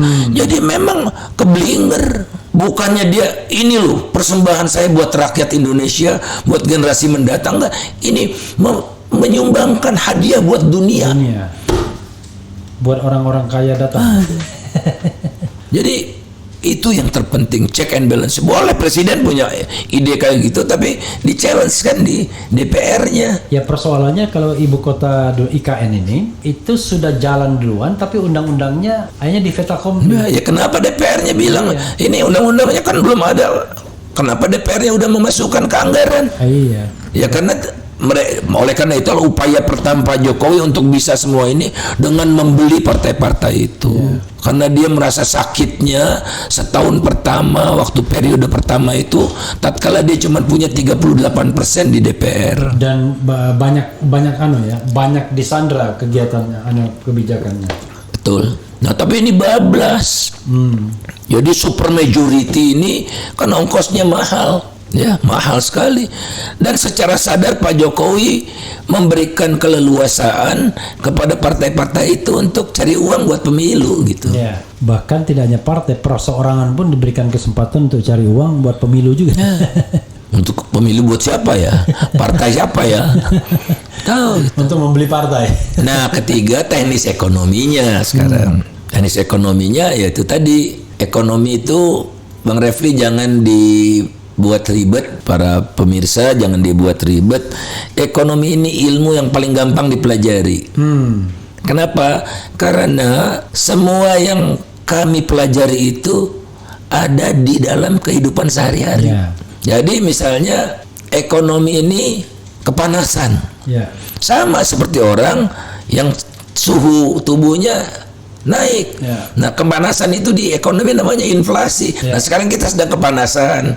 Nah, obat kepanasan itu ada kan, entah Panadol, entah apa. Kemudian tekanan darah. Dalam tubuh manusia tekanan darah itu apa? Suku bunga. Kalau tekanan darah tinggi, suku bunga tinggi, kelanjutan dunia usaha berutangnya. Nah, jantung itu tadi sektor keuangan. Nah, ini harus semua tubuh kita akan bisa berfungsi secara baik kalau tiga kondisi ini bagus. Tapi diulang lagi tadi, jantung keuangan, detak jantung lah ya, detak jantung. Kemudian suku bunga itu adalah tekanan darah, suhu tubuh itu inflasi. Nah, apapun yang mau dilakukan pemerintah itu harus memenuhi ini. Jadi misalnya ekonomi sedang sakit, dioperasi. Dokter kan nggak berani operasi kalau tiga ini nggak stabil kan. Nah makanya kita ini dulu. Nah tapi ekonomi itu tidak bisa dibohongi. Oh ini suhu tubuh inflasi rendah, tapi karena doping. Maksudnya doping itu karena waktu mau di ukur suhu di baluri es gitu-gitu kan. Itu nanti ketahuan, nggak bisa terus menerus, nggak bisa dibohongi. Kalau dibohongi muncul penyakit yang lain. Ini kok sehat tapi ketiga ini bagus, kok saya meriang terus. Nah itulah yang sekarang terjadi. Oke, harga minyak kan udah selangit di dunia ini. Indonesia mempertahankan pertalite-nya 7.650. Muncul nanti penyakit yang macam-macam. Penyakitnya apa? Pindah dari Pertamax ke Pertalite. Kemudian ada campur-campur gitu-gitu. Karena menyelesaikan kalau ada kebakaran satu tempat diselesaikan di sini secara artifisial, di sini kebakaran lagi, jadi makin banyak kebakarannya. Jadi cara pemerintah memadamkan kebakaran itu sekedar simptomnya aja gitu. Itu nggak bisa. Itu perlu disiplin fiskal, disiplin moneter. Menyetok protes masyarakat begitu ya? Iya. Nah pertanyaannya kan Pak Jokowi kan udah 2 periode. Apalagi yang dipikirkannya? Kenapa dia masih butuh popularitas? Bukan bukan artinya dia nggak dia dalam posisi sekarang mengobati penyakit Indonesia dengan obat yang jitu tapi pahit. Nah, hampir tidak ada jitu tapi nggak pahit. Dan tidak perlu juga berbicara mengenai dipersepsi kelihatan baik, pencitraan baik. Yang paling penting adalah mencari obat jitu itu ya. Iya, yang pahit awalnya, tapi insya Allah kita lekas sembuh. Paling tidak bagi presiden depan dia punya landasan yang jauh lebih baik gitu. Jangan sampai apa yang diwariskan berat sekali oleh Pak SBY ke Pak Jokowi diulang oleh Pak Jokowi ke pemimpin yang akan datang. Tambah berat. Waktu itu kan Pak SBY nggak naikkan BBM juga. Langsung bulan kedua ya, Oktober, November, harga BBM dinaikkan cukup tajam oleh Pak Jokowi, sehingga ada 250 triliun yang bisa dihemat. Yang tadinya buat subsidi BBM, buat pembangunan infrastruktur. Itu cerita awalnya. Mengapa infrastruktur langsung jalan? Karena uangnya langsung ada. Tetapi kos membangun infrastruktur itu lebih mahal dibandingkan pemerintahan sebelumnya. Ya karena kata Pak Jokowi lagi nih ya, baru-baru ini tuh, nanti negara kuat bukan negara kuat yang mengalahkan negara lemah, bukan negara besar mengalahkan negara kecil, tapi negara yang lebih cepat akan mengalahkan yang. Nah, jadi dia harus segera cepat tapi menabrak semua. Akhirnya nanti percayalah Pak Jokowi, kalau Pak Jokowi tidak introspeksi ini, nanti Pak Jokowi masa pensiunnya akan menderita karena dibuka satu demi satu celahnya kan. Ya, jadi kita ingin presiden kita itu tidak diutik-utik lagi, tidak ada balas dendam gitu. Jadi Mikul duor mendem jero ya. Nah, itu. Jadi udah kita ini kan udah bagus nih ya. Era Bu Mega, era Pak SBY kan smooth sampai akhir masa jabatan. Nah, ini kita jadikan presiden baik untuk kita teruskan, tapi dengan menghargai yang namanya aturan main, penguatan demokrasi gitu-gitu kan. Jadi tapi begini Bang Faisal ya. Ini kan masa pemerintahan tinggal 2 tahun lagi ya. Kalau hitung-hitungan ekonomi, seorang ekonom itu bisa nggak itu memperbaiki kondisi di tengah tekanan fiskal yang nggak karu-karu seperti ini? Kita harus ngutang hanya untuk bayar bunga utang kan begitu? Itu kan tidak hanya fenomena negara, BUMN juga begitu, ya kan? Ngutang lagi untuk bayar utang, jual aset untuk bayar utang, kan kira-kira begitu. Hampir tidak ada yang katakanlah sehat lah. Itu terutama yang gede ya. Kalau yang kecil barangkali masih sehat, tapi yang gede-gede itu ya begitu fenomenanya. Sementara masa pemerintahan tinggal 2 tahun lagi dan tidak efektif karena bisa dipastikan sepanjang 2024 itu pemerintahan sangat tidak efektif, ya kan? Nanti akan ada presiden baru pada Februari 2024, udah pasti. Kan pemilihan presiden itu tanggal 14. Mulai kapan nggak efektif? 2024 itu udah mulai 2024 Februari itu udah nggak efektif lagi. Kalau menurut saya mulai sekarang udah mulai tidak efektif. Enggak, maksud saya kalau kita bicara time frame 2 tahun, kalau seandainya gini, Pak Jokowi pengen mengubah kondisi, ya kan? Kita berharap kan dia smooth landing. Lalu kita berpikir waktu yang tersisa 2 tahun, tapi ternyata nggak 2 tahun. Waktu yang tersisa paling efektif paling sampai Februari, karena begitu Februari sudah ada presiden baru, yang lainnya udah cari hidup baru kan. Ya, sekarang aja udah mulai cari hidup baru, mulai nggak peduli dengan ucapan presiden, jalan terus. Menteri baru dilantik, pakai minyak goreng yang urusannya untuk promosi anaknya, kan udah terjadi. Tidak efektif udah sejak sekarang. Bahkan kalau begitu sejak kabinet dibentuk ya juga begitu. Sudah ada menteri yang menunggangi jabatannya kan untuk sekarang 2024. Ini kita lihat tadi kan, kita lewat KPU udah pada daftar di situ kan. Oh, Prabowo daftar, Muhaimin Iskandar daftar. Muhaimin Iskandar sih gak ada jabatan ya, Wakil Ketua DPR ya. Wakil Ketua DPR. Nah, itu semua kan ketua-ketua umum ada di dalam partai semua. Erlangga Hartarto, siapa lagi? Yang jelas menteri-menteri di bidang perekonomian yang agak kunci gitu, semuanya punya orientasi politik semua. Iya, cuma Menteri Keuangan saja yang bukan orang partai kan. Ketua Bappenasnya dia tinggal jalan kaki ke KPU itu kan untuk daftar. Coba proses pendaftaran aja sekarang udah. Partai pun juga berpikir orientasi politik, Menteri BUMN kan. Punya orientasi politik. Menteri Investasi punya orientasi politik tingkat tinggi. Menko Marifest tingkat tinggi juga. Nah, lalu apa mau ngapain tuh Bang? Kan ini kan terulang terus akhirnya. Nah, jadi Bang Refli, dengan 2 tahun tersisa. Tenang aja, justru dunia usaha itu senang kalau mereka nggak kerja. Nggak bisa nggak menghambat jadinya. Jadi tidak ada yang mengganggu. Oke. Karena mereka tuh cuman minta gini ya, kalau nggak bisa bantu jangan ganggu. Oke. Nah sekarang mereka mengganggu pun tidak sempat. Karena sibuk ngurusin diri sendiri. Nah buktinya apa? Ini tahun 2022 data yang sudah dirilis oleh BPS pertumbuhan ekonomi semester 1. Januari Juni sudah keluar. Itu ya. Jadi pertumbuhan itu komponennya ada konsumsi masyarakat sudah naik. 4,9 naiknya lumayan tuh. Kemudian konsumsi lembaga nirlaba, misalnya NGO, civil society, itu kan juga meng-create output kan.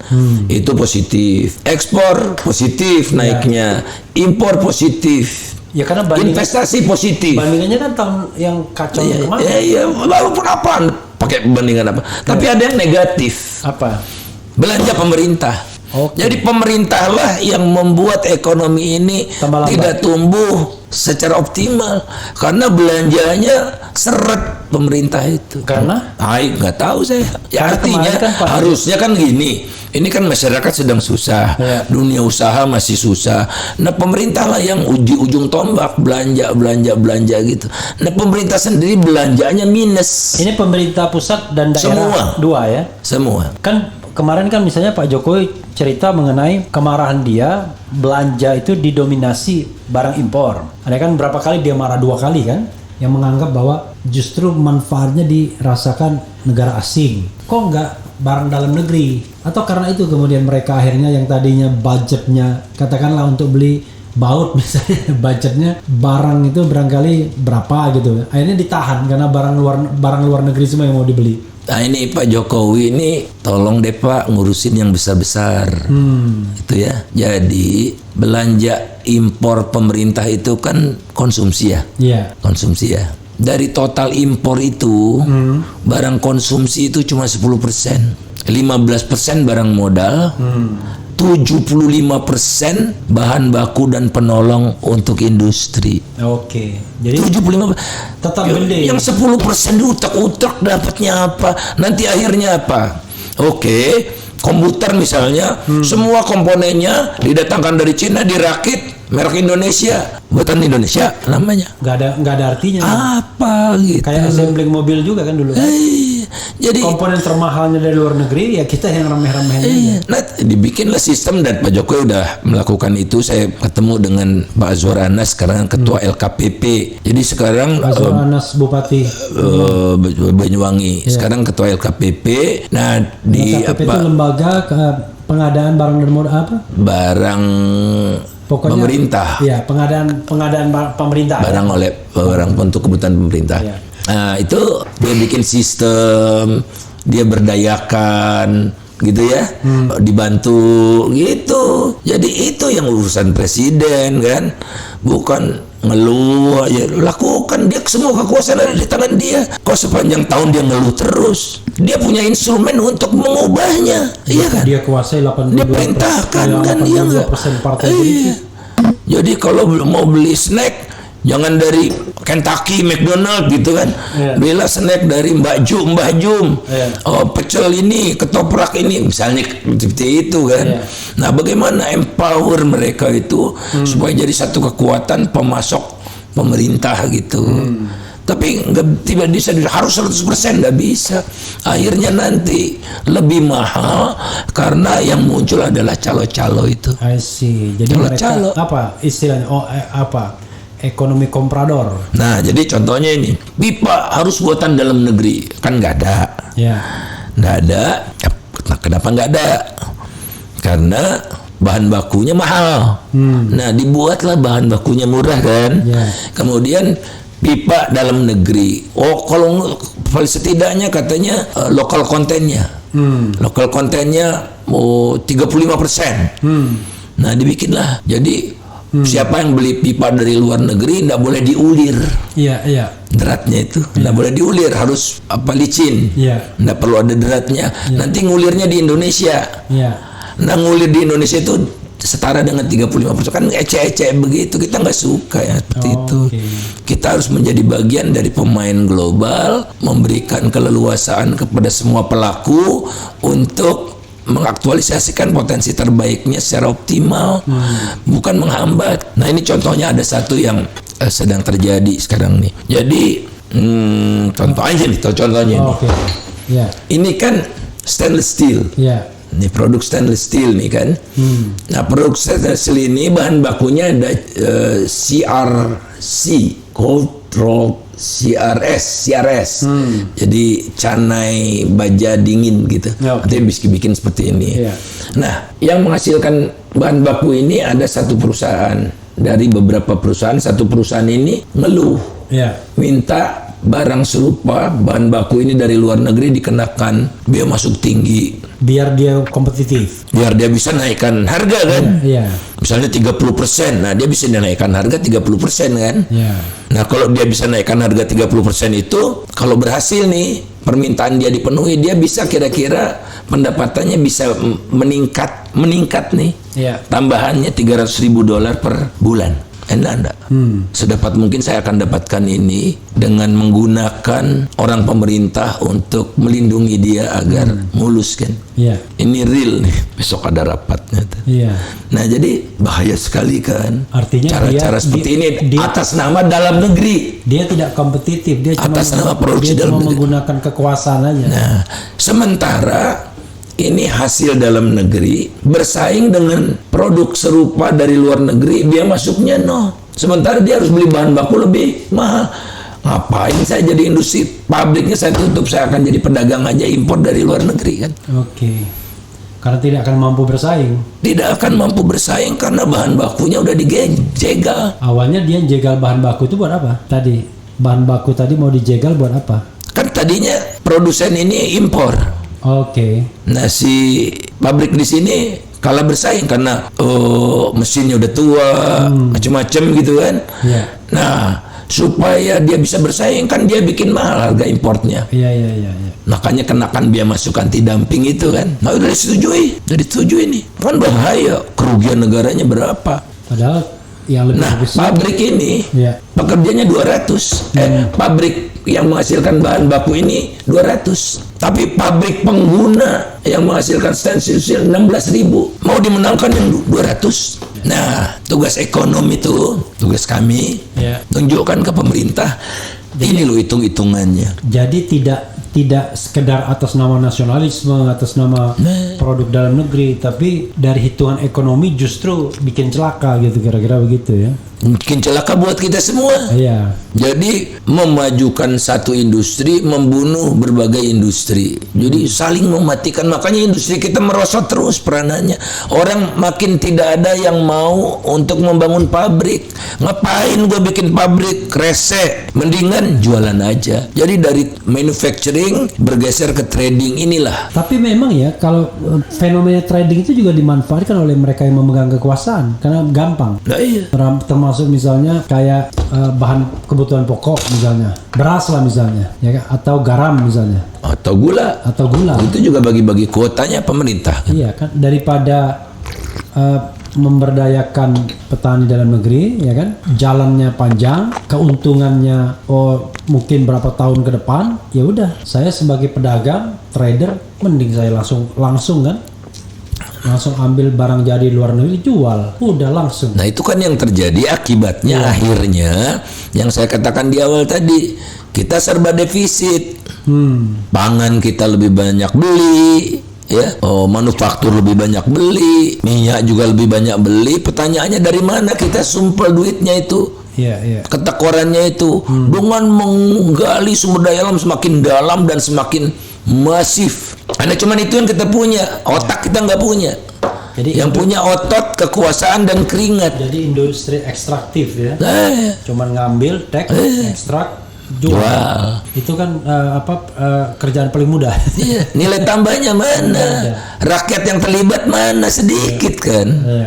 Ini semua alat-alat berat. Nah, jadi ayo Pak Jokowi masih ada waktu walaupun tinggal sedikit untuk menyadari betapa kita ini harus bertransformasi dari value extraction ke value creation. Kalau value extraction itu tadi tebang jual, petik jual gitu, yang nikmati trader kan, lewat trading gitu. Nah, kalau namanya value creation, kita ramu seluruh sumber daya kita yang ada, kita sinergikan untuk menghasilkan nilai tambah yang besar, lebih besar, jauh lebih besar, sehingga efek multipliernya menjadi sedemikian sangat besar, sehingga tidak lagi 52,8% rakyat Indonesia itu dalam kondisi insecure. Insecure itu dia miskin, nyaris miskin, rentan miskin. Itu kalau digabung semua kira-kira 52,8% dari jumlah penduduk. Mayoritas dong. Mayoritas. Nah, itulah makanya kalau kesimpulan saya ya sekarang itu strategi pembangunannya gagal untuk mengangkat lapisan terbawah itu. Jadi yang jumlah orang kaya meningkat, jumlah orang super kaya di Indonesia naik dari 46 jadi 50. Jadi kita nyumbang 6 orang kaya di dunia ini di era COVID.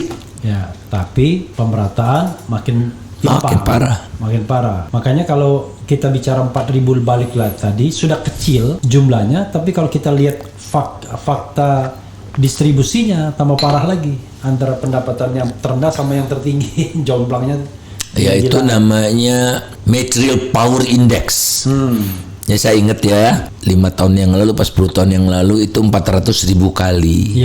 Beda antara orang terkaya, kekayaan terkaya 40 orang terkaya digabung jadi satu dibandingkan dengan rata-rata penduduk Indonesia kekayaannya itu 400 ribuan kali. Kemudian naik 500 ribuan kali, sekarang 700 ribuan kali. Naiknya tuh kencang. Jadi kayak lompat. Kemudian ada juga Wealth Concentration Index. Itu juga indeksnya kita nomor 7 terbesar di dunia, terkonsentrasi di dunia nomor 7. Jadi kalau jadi consolidated, tapi consolidatednya di tangan segelintir orang. Dan uangnya itu ditaruhnya yang nggak aman kan di Indonesia.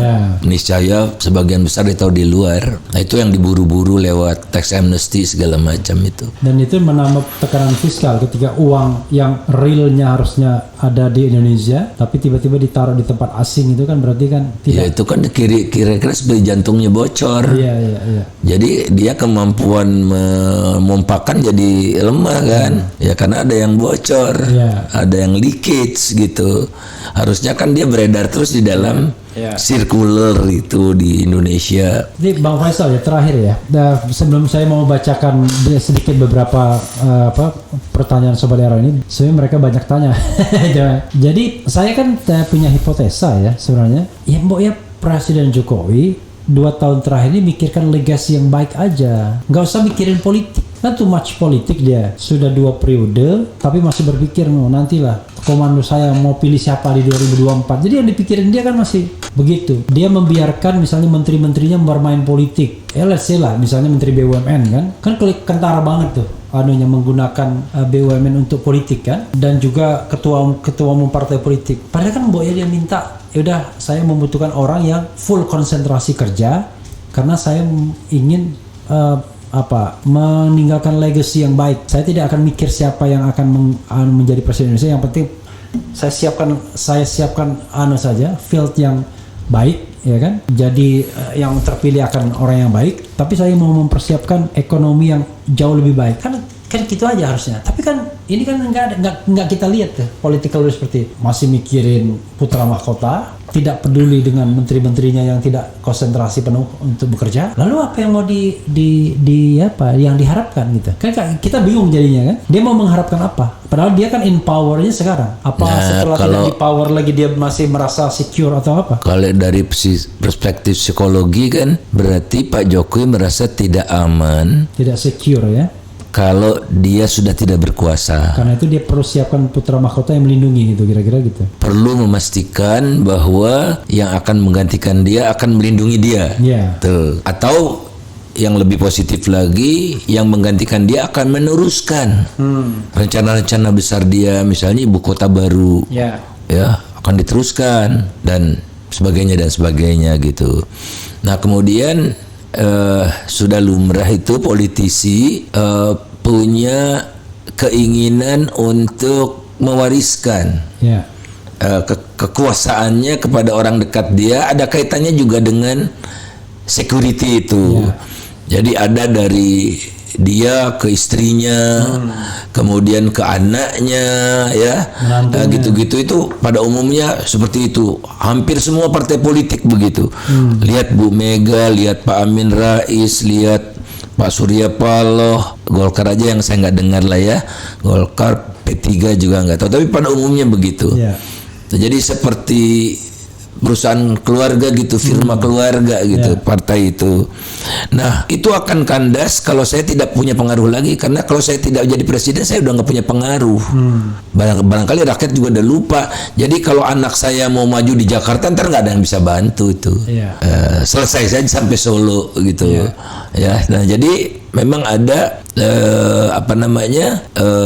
insting politik untuk seperti itu.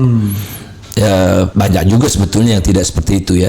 Nah jadi yang bagi saya itu insecurity itu, karena sebetulnya saya misalnya ya diminta Kejaksaan Agung itu untuk jadi saksi ahli kasus minyak goreng.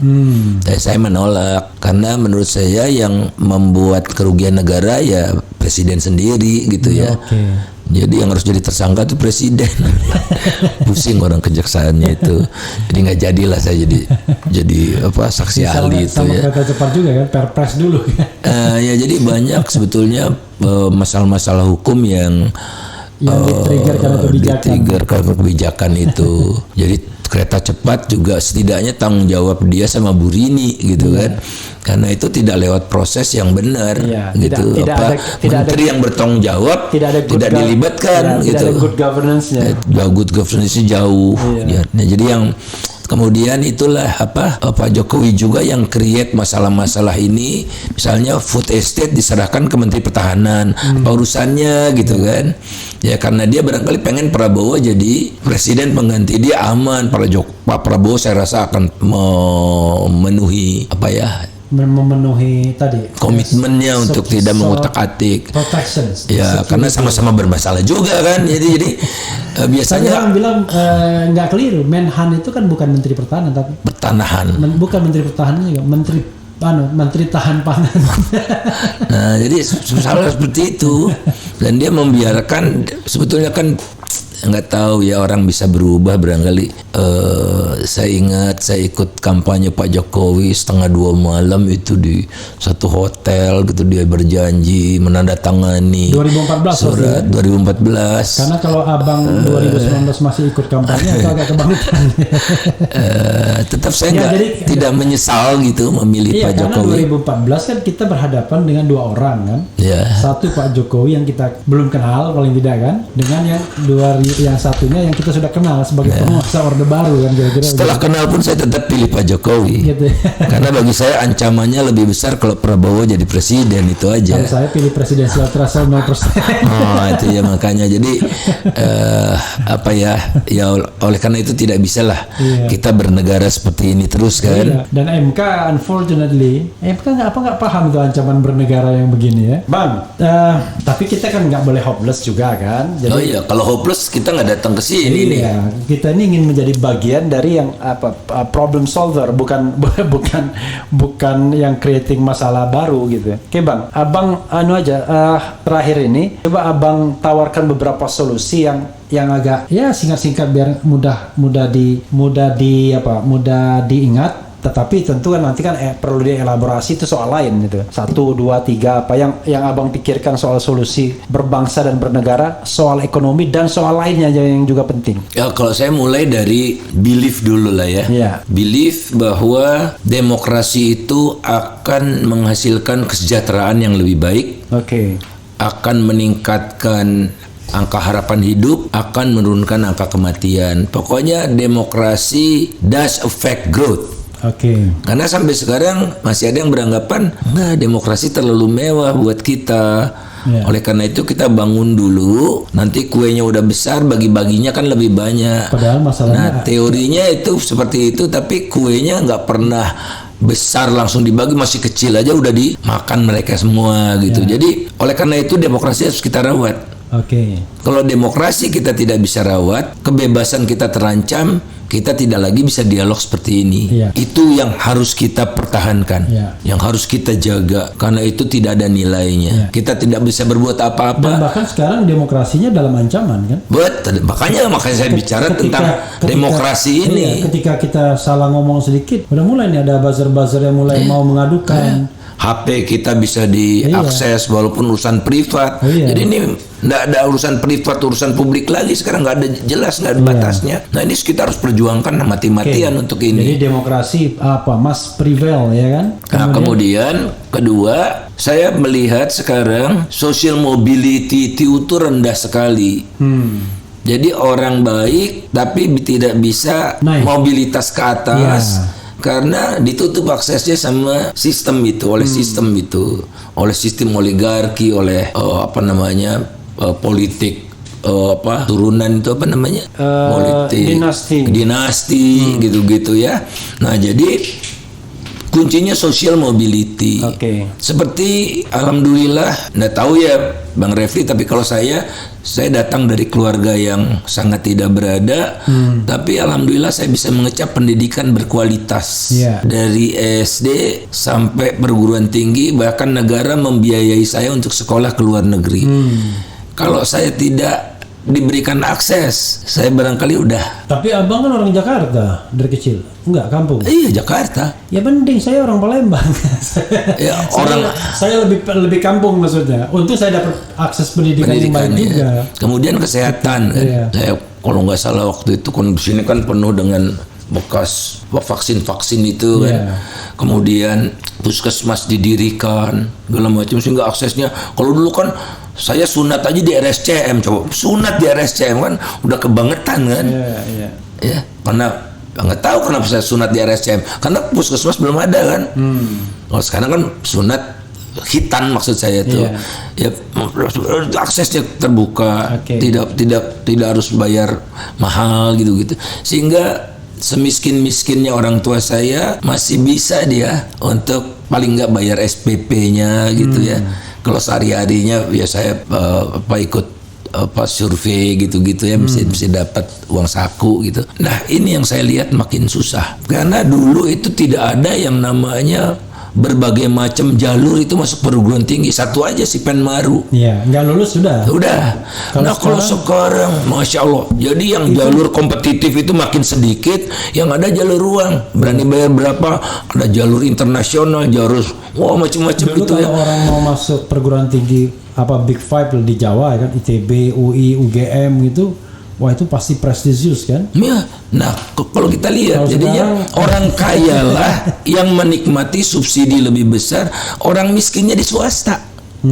Jual tanah barangkali atau apa. Sama itu sekolah SD, SMP, SMA juga begitu kan? Nah, karena bisa tes, les. SMP, SMA negeri itu dianggap prestisius, maka yang masuk orang pandai kan?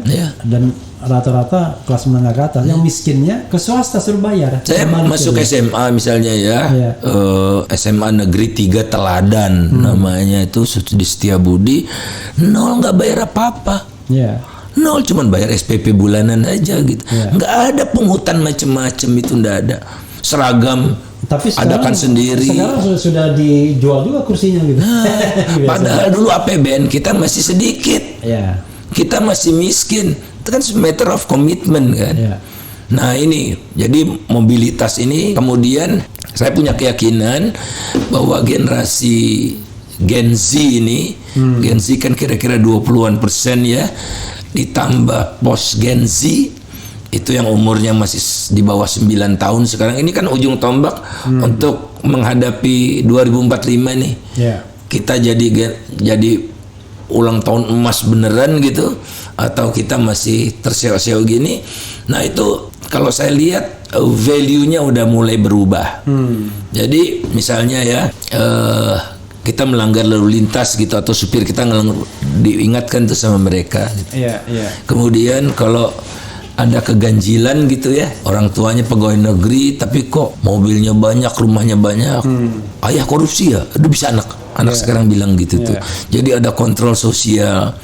Jadi social control yang lebih baik akan menciptakan generasi yang lebih baik. Dia tidak akan nyogok polisi. Dia akan berargumen kepada polisi, salah saya apa. Kalau dia salah, ya dia bayar gitu ya. Bayar resmi. Kalau dia tidak salah tapi dinyalakan, dia akan perkarakan itu. Jadi akan muncul generasi ini. Nah, generasi ini sekarang barangkali sedang merunduk. Mereka tidak mau langsung berhadapan dengan medan yang berat ini. Jadi mereka undur diri, mereka hijrah dulu, mencari arena yang tidak menghadapi masalah-masalah seperti itu. Tapi suatu ketika kalau di call mereka akan berjuang demi Ibu Pertiwi. Nah, jadi itu yang terpenting buat saya. Manusianya ya. Mana kalau manusianya ada social mobility. Nah, terus perubahan kan selama ini hasil dari kolaborasi antara civil society dengan kampus. Nah, kampusnya sekarang dikooptasi oleh negara. Kampusnya tidak kritis lagi. Yang kritis tidak naik pangkat, tidak jadi profesor, ya, macam-macam. Nah, ini juga harus ada proses yang melindungi kampus. Jadi kalau sekarang berdasarkan konstitusi UI itu politisi boleh jadi anggota MWA misalnya. Nah, yang gitu-gitu nih harus kita perjuangannya totalitas, nggak ada kompromi, zero tolerance, untuk menjaga marwah dari kampus yang menjadi pelita kalau kampanye di tengah kegelapan. Ya kan? Untuk pendidikan politik. Kampanye di kampus boleh. Kalau perlu debatnya di kampus. Ya, untuk pendidikan politik. Iya. Tapi orang kampus terlibat politik, itu nggak boleh. Maksudnya, misalnya rektor, anggota MWA, anggota partai politik, gitu-gitu. Iya, karena udah otomatis itu akan bias nantinya, gitu, akan bias. Nah, rektor merangkap BUMN aja bias. Nah, itu dia. Jadi kalau kita ciptakan makro, ekonomi, tapi dia orang BUMN pasti bias kan. Nah, jadi gitulah. Yang lain-lainnya sih secara teknis dalam jangkauan kita untuk mengubah ya. Karena kan sejelek apapun proses politik itu munculkan manusia-manusia berkualitas yang makin banyak. Ya, kita bisa menyelesaikan masalah itu dengan sumber daya manusia yang ada. Tapi ya sangat disayangkan mereka itu masih jaga jarak gitu. Orang-orang baik ini menjaga jarak gitu. Dan makin banyak aja saya lihat semakin yang muda-muda itu untuk hijrah dulu lah keluar. Begini Bang, orang baik menjaga baik. Nah, Abang juga menjaga jarak. Kan Abang kan nggak menjaga jarak dengan kekuasaan gitu. Jadi dia nggak mau kerja di BUMN, dia nggak mau kerja di pemerintah gitu. Karena dia belum sanggup untuk menghadapi itu. Ya, karena saya tidak sanggup untuk menghadapi itu. Kalau saya ada di dalam, saya udah gila barangkali kan, ya kan? Atau seperti Anda mental, gitu kan? Karena mengubah ini jangan berambisi kita bisa mengubah secara individu, nggak bisa. Harus berjamaah. Ya, saya juga di PAN kan ingin menjadikan PAN partai trendsetter gitu-gitu. Tapi kalau generasi muda yang lupa, beliau ini pernah menjadi sekjen PAN, Partai Amanat Nasional, dari tahun 1999 sampai sebentar saja 2 tahun. 2 tahun ya. Setelah itu konspirasi politiknya sudah tingkat tinggi. Ya, enggak. Jadi kenapa? Karena lapisan pembaru itu masih tipis. Jadi kalah sama yang ingin status quo gitu. Nah, waktu itu teman-teman nih yang dukung PAN sejak awal diminta jadi pengurus, mundur satu-satu. Wah, lu aja desa gitu, nggak ada yang mau karena harus berkorban kan. Saya harus cuti dari PNS selama 2 tahun dan gaji saya cuma 500.000 per bulan. Gimana menghidupi 2 anak 1 istri, ya kan? Berat, jadi pengorbanan. Itu 500.000 itu gaji pokok doang. Gaji pokok karena cuti di luar tanggungan kan, juga gaji pokok saja.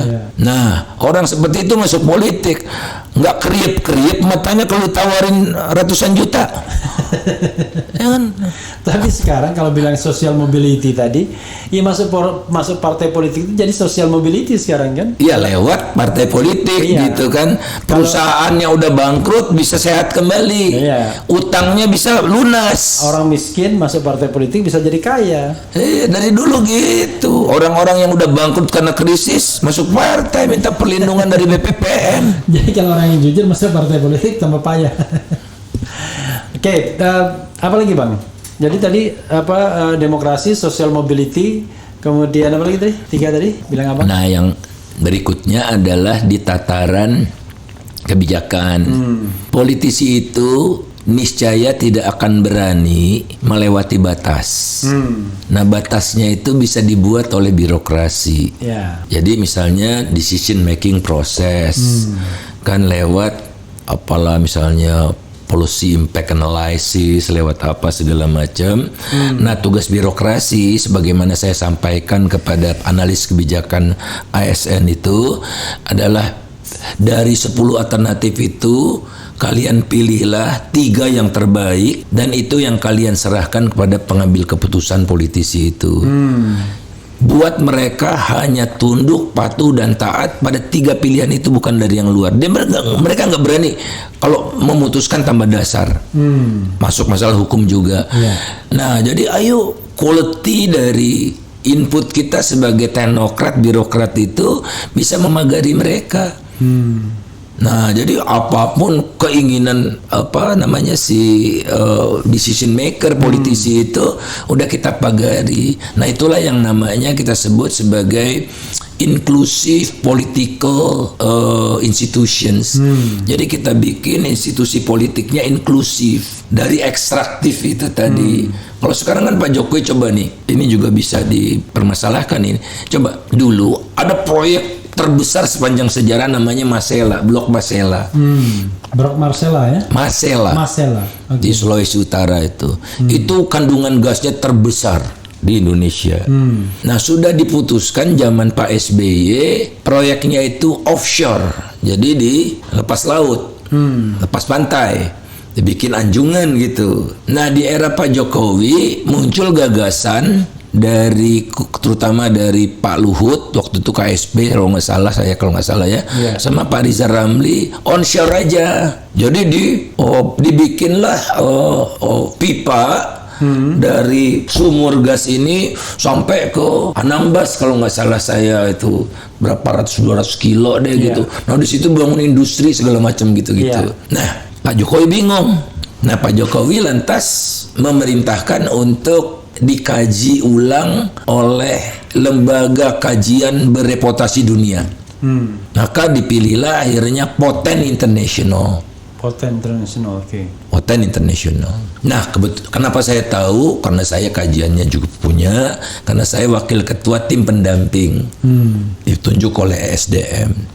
Dikaji ini ya, gerak cepat. Kemudian konsultan dalam negeri juga ikut serta ikut dampaknya terhadap pembangunan daerah macam-macam gitu. Kesimpulannya dan udah dipresentasikan ke Pak Jokowi offshore.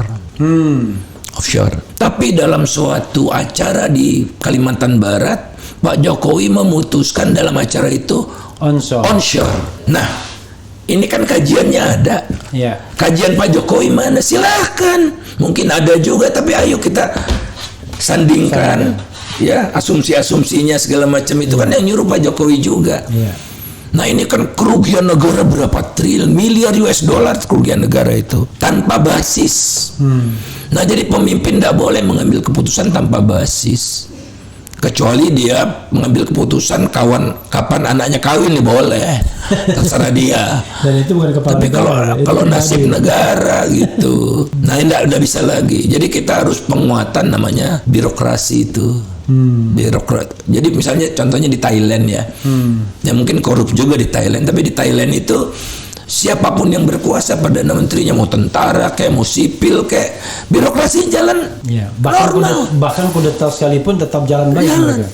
Itu pelayanan tidak terganggu, sehingga masyarakat juga lama-lama cuek aja mau ganti siapa kayak. Tapi lebih menarik lagi kan pemerintahan tidak terbentuk 2 tahun di Belgia. Pelayanan publik nggak terganggu ya, masyarakatnya bodo amat katanya kan. waktu saya ke Belgia, waktu Pak yang duta besar di Jerman sekarang tuh, Bang Gorsono ya, Arif Hafaz, ya nggak, biasa aja, dia bilang pemerintahan belum terbentuk. Jadi ini udah membuktikan juga masyarakat inisiatifnya itu sudah matang, mereka semakin tahu, dan yang mereka butuhkan itu, mereka nggak butuh bantuan pemerintah. Kalau nggak bisa bantu nggak apa-apa, asal jangan ganggu, gitu aja. Nah, jadi kan masyarakat kitanya juga udah matang, jangan anggap remeh masyarakat kita dalam proses politik yang gonjang-ganjing ini juga belajar banget gitu dari berbagai pengalaman. Mereka kan olah otak juga. Nah, sementara yang radikal mendukung pemerintah dan radikal menentang pemerintah kan segelintir. Average itu makin matang menurut saya dengan macam-macam. Nah, sekarang apa nih yang bisa mempersatukan masyarakat supaya kita tidak terpecah belah gitu ya. Barangkali bukan pendekatan politik, bukan pendekatan ekonomi, tapi pendekatan budaya. Nah, saya melihat, oleh karena itu saya menyatakan gitu beberapa waktu yang lalu, saya ini arminya BTS. Arminya BTS? Ya. BTS itu apa? Ini kan generasi milenial. BTS itu adalah grup band terdiri dari 6 orang ya, 6 orang. BTS apa? Korea. Ya, yang sekarang pengaruhnya melebihi kepala negara manapun di dunia. Dia pernah pidato di UN, diundang oleh UN, dan Joe Biden baru-baru ini mengundang dia untuk kampanye melawan ujaran kebencian. Semua army itu bukan army tentara ya.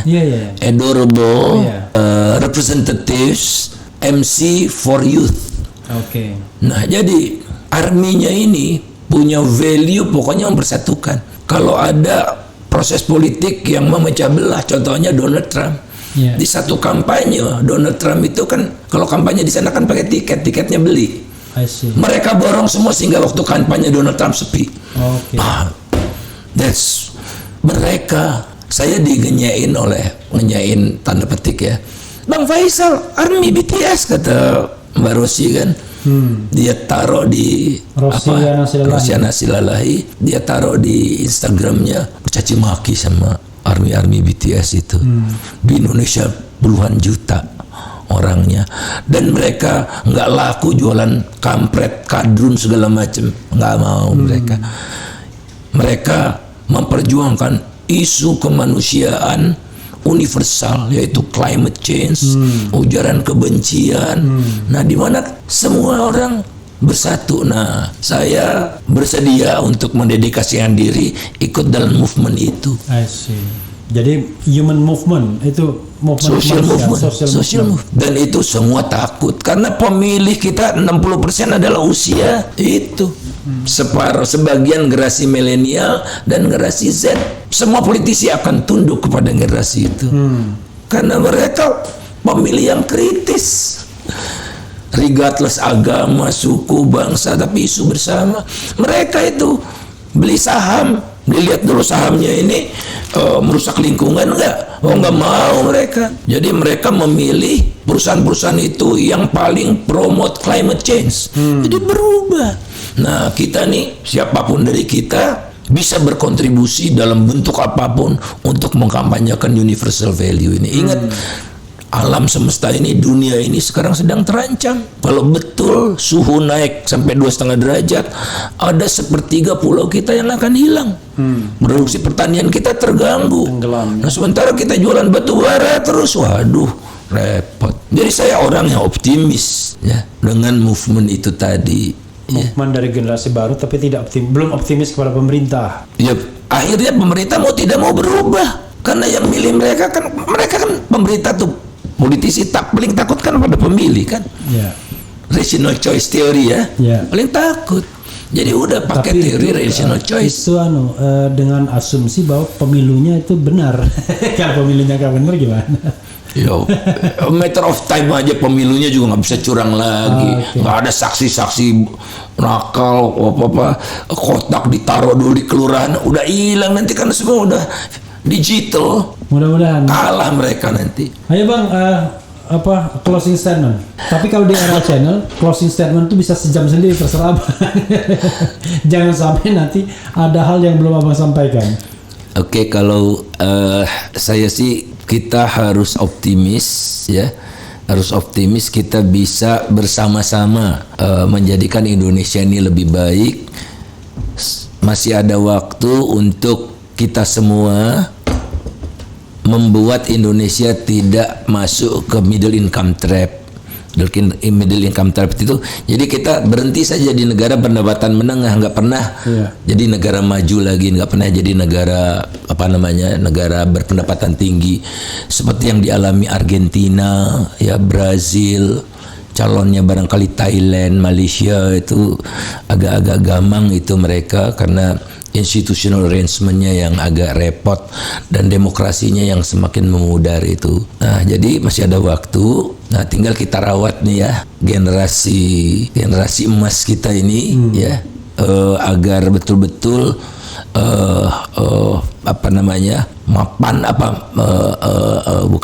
betul-betul cekatan, betul-betul punya ideology of progress gitu, punya nilai-nilai baru yang kita tanamkan dari sekarang sejak sekolah gitu ya. Ya, oleh karena itu kita juga berharap yang hilang juga barangkali dulu tuh pabrik guru banyak sekali. Pabrik guru itu maksudnya ada IKIP ya, ada SPG. Sekarang saya rasa udah nggak ada SPG itu. Kemudian IKIP ada sekarang Sales Promotion Goals. IKIP sekarang menjelma menjadi UTS negeri gitu, dan jurusan keguruan itu yang paling kecil, paling sedikit. Semua yang umum-umum, ada fakultas ekonomi, fakultas tapi bukan untuk jadi guru, tapi untuk seperti sarjana ekonomi yang lain-lain. Sehingga kita kehilangan sosok guru yang secara umum ya, sosok guru yang ideal sebagaimana saya masih mengalaminya. Sekarang kelihatannya apa ya, bentar-bentar uang, bentar-bentar gitu-gitu ya, sehingga tidak lagi direspeki oleh muridnya gitu, dan menyebabkan ya ini pembangunan karakter gitu gagal karena nggak ada gunanya. Karena pembangunan karakternya udah mata pelajaran pendidikan moral, nggak ada itu. Membangun karakter itu lewat semua guru di semua mata pelajaran gitu. Nah, barulah muncul tuh karakter, kejujuran ya, kompetisi sehat gitu-gitulah. Oleh karena itu kita berharap ayo kita rawat, kita perbaiki, kita upgrade yang namanya pabrik guru ini. Mungkin saya salah bilang pabrik ya, tapi ini yang menghasilkan guru berkualitas itu kuncinya. Kalau gurunya udah diabaikan, maka sulit kita mengharapkan generasi, karena pembentukan karakter itu kan dari SD sampai SMA tuh ya. Kalau di universitas ada pendidikan Pancasila, udah nggak bisa, paling dia ngafal untuk dapat nilai yang setinggi-tingginya gitu. Nah, jadi kembali ke pendidikan, dan pendidikan itu yang berkarakter. Nah, sekarang kan sedang disusun tuh undang-undang Sisdiknas yang baru. Nah, jangan berhenti. Jadi apa sih tujuan pendidikan nasional? Untuk menciptakan insan yang beriman, bertakwa gitu-gitu. Itu nggak ada indikatornya. Walaupun jidat orang hitam, ya korupsi juga gitu. Ketua partai Islam korupsi juga gitu kan. Nah, sesuatu yang yang pendidikan karakter itu yang inherent gitu, dari waktu ke waktu semua ditunjukkan oleh seperti guru-guru yang saya salami. Kita malu nyontek gitu-gitu ya. Nah, dari sanalah akan muncul orang-orang unggulan, mau jadi olahragawan unggul, musisi unggul, pemikir unggul, apapun, pemimpin juga unggul gitu. Jadi kita ini tapi panjang ya, itu panjang. Nah, yang lebih pendek adalah yang kita sebut sebagai kita buka tuh. Sekarang Amerika juga kan sadar, sekarang setiap keluarga yang punya anak di bawah berapa tahun, 6 tahun atau apa, itu dikasih tunjangan aja prank berapa gitu. Tuh, untuk memastikan anak itu nggak stunting, anak itu gizinya bagus gitu. Model-model seperti itu. Negara yang liberal sekalipun seperti itu. Nah kalau zaman saya dulu ada, Bang Refli menghadapi nggak tuh? Generasi saya kan hampir lost generation. Karena saya lahir di masa turbulensi itu antara Orde Lama dengan Orde Baru. Kita kekurangan beras, kekurangan pangan kita. Beras nggak ada di mana-mana. Ya syukur Amerika bantu dengan bulgurnya. Kemudian susu ya. Susu. Jadi 2 kali Senin Kemis kami itu dikasih susu yang dimasaknya susu itu di dekat toilet. Setiap orang bawa ini cangkir sendiri-sendiri dari rumah gitu ya, supaya tidak memberatkan. Kami minum susu untuk seperti itu. Sekarang itu diterapkan di Jerman juga. Apatah lagi di negara yang udah levelnya udah keren gitu ya. Ini di Inggris juga.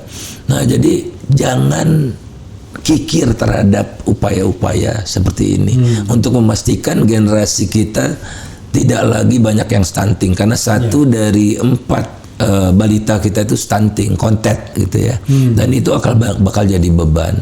Jadi kita memuluskan perjalanan generasi yang akan datang dengan membekalinya secara lahir batin, jasmani rohani itu manusia unggul. Dan saya yakin Indonesia akan menjelma menjadi negara maju pada saat kita merayakan 100 tahun kemerdekaan nanti tahun 2045. Titik. Suara saya udah hampir habis. Jadi sobat era sekalian, terima kasih Bang Faisal ya, dan juga buat sobat era sekalian, saya tidak membacakan komentarnya, silakan baca masing-masing. Tapi intinya memang banyak hal yang sebenarnya bisa kita lakukan. Jadi kalau kita mau melihat pesimis dan optimis itu ya lihat gelas saja. Ada yang bilang kalau gelasnya separuh, ada yang bilang ini gelas ini kosong separuh. Bagaimanapun kan tadi demokrasi harus tetap dijaga. Kemudian social mobility itu harusnya membuat orang-orang baik itu lebih banyak mendapatkan kesempatan ketimbang orang-orang jahat dan orang-orang yang mau korupsi. Itu saja saudara sekalian. Wassalamualaikum warahmatullahi wabarakatuh. Waalaikumsalam. Begini Bang.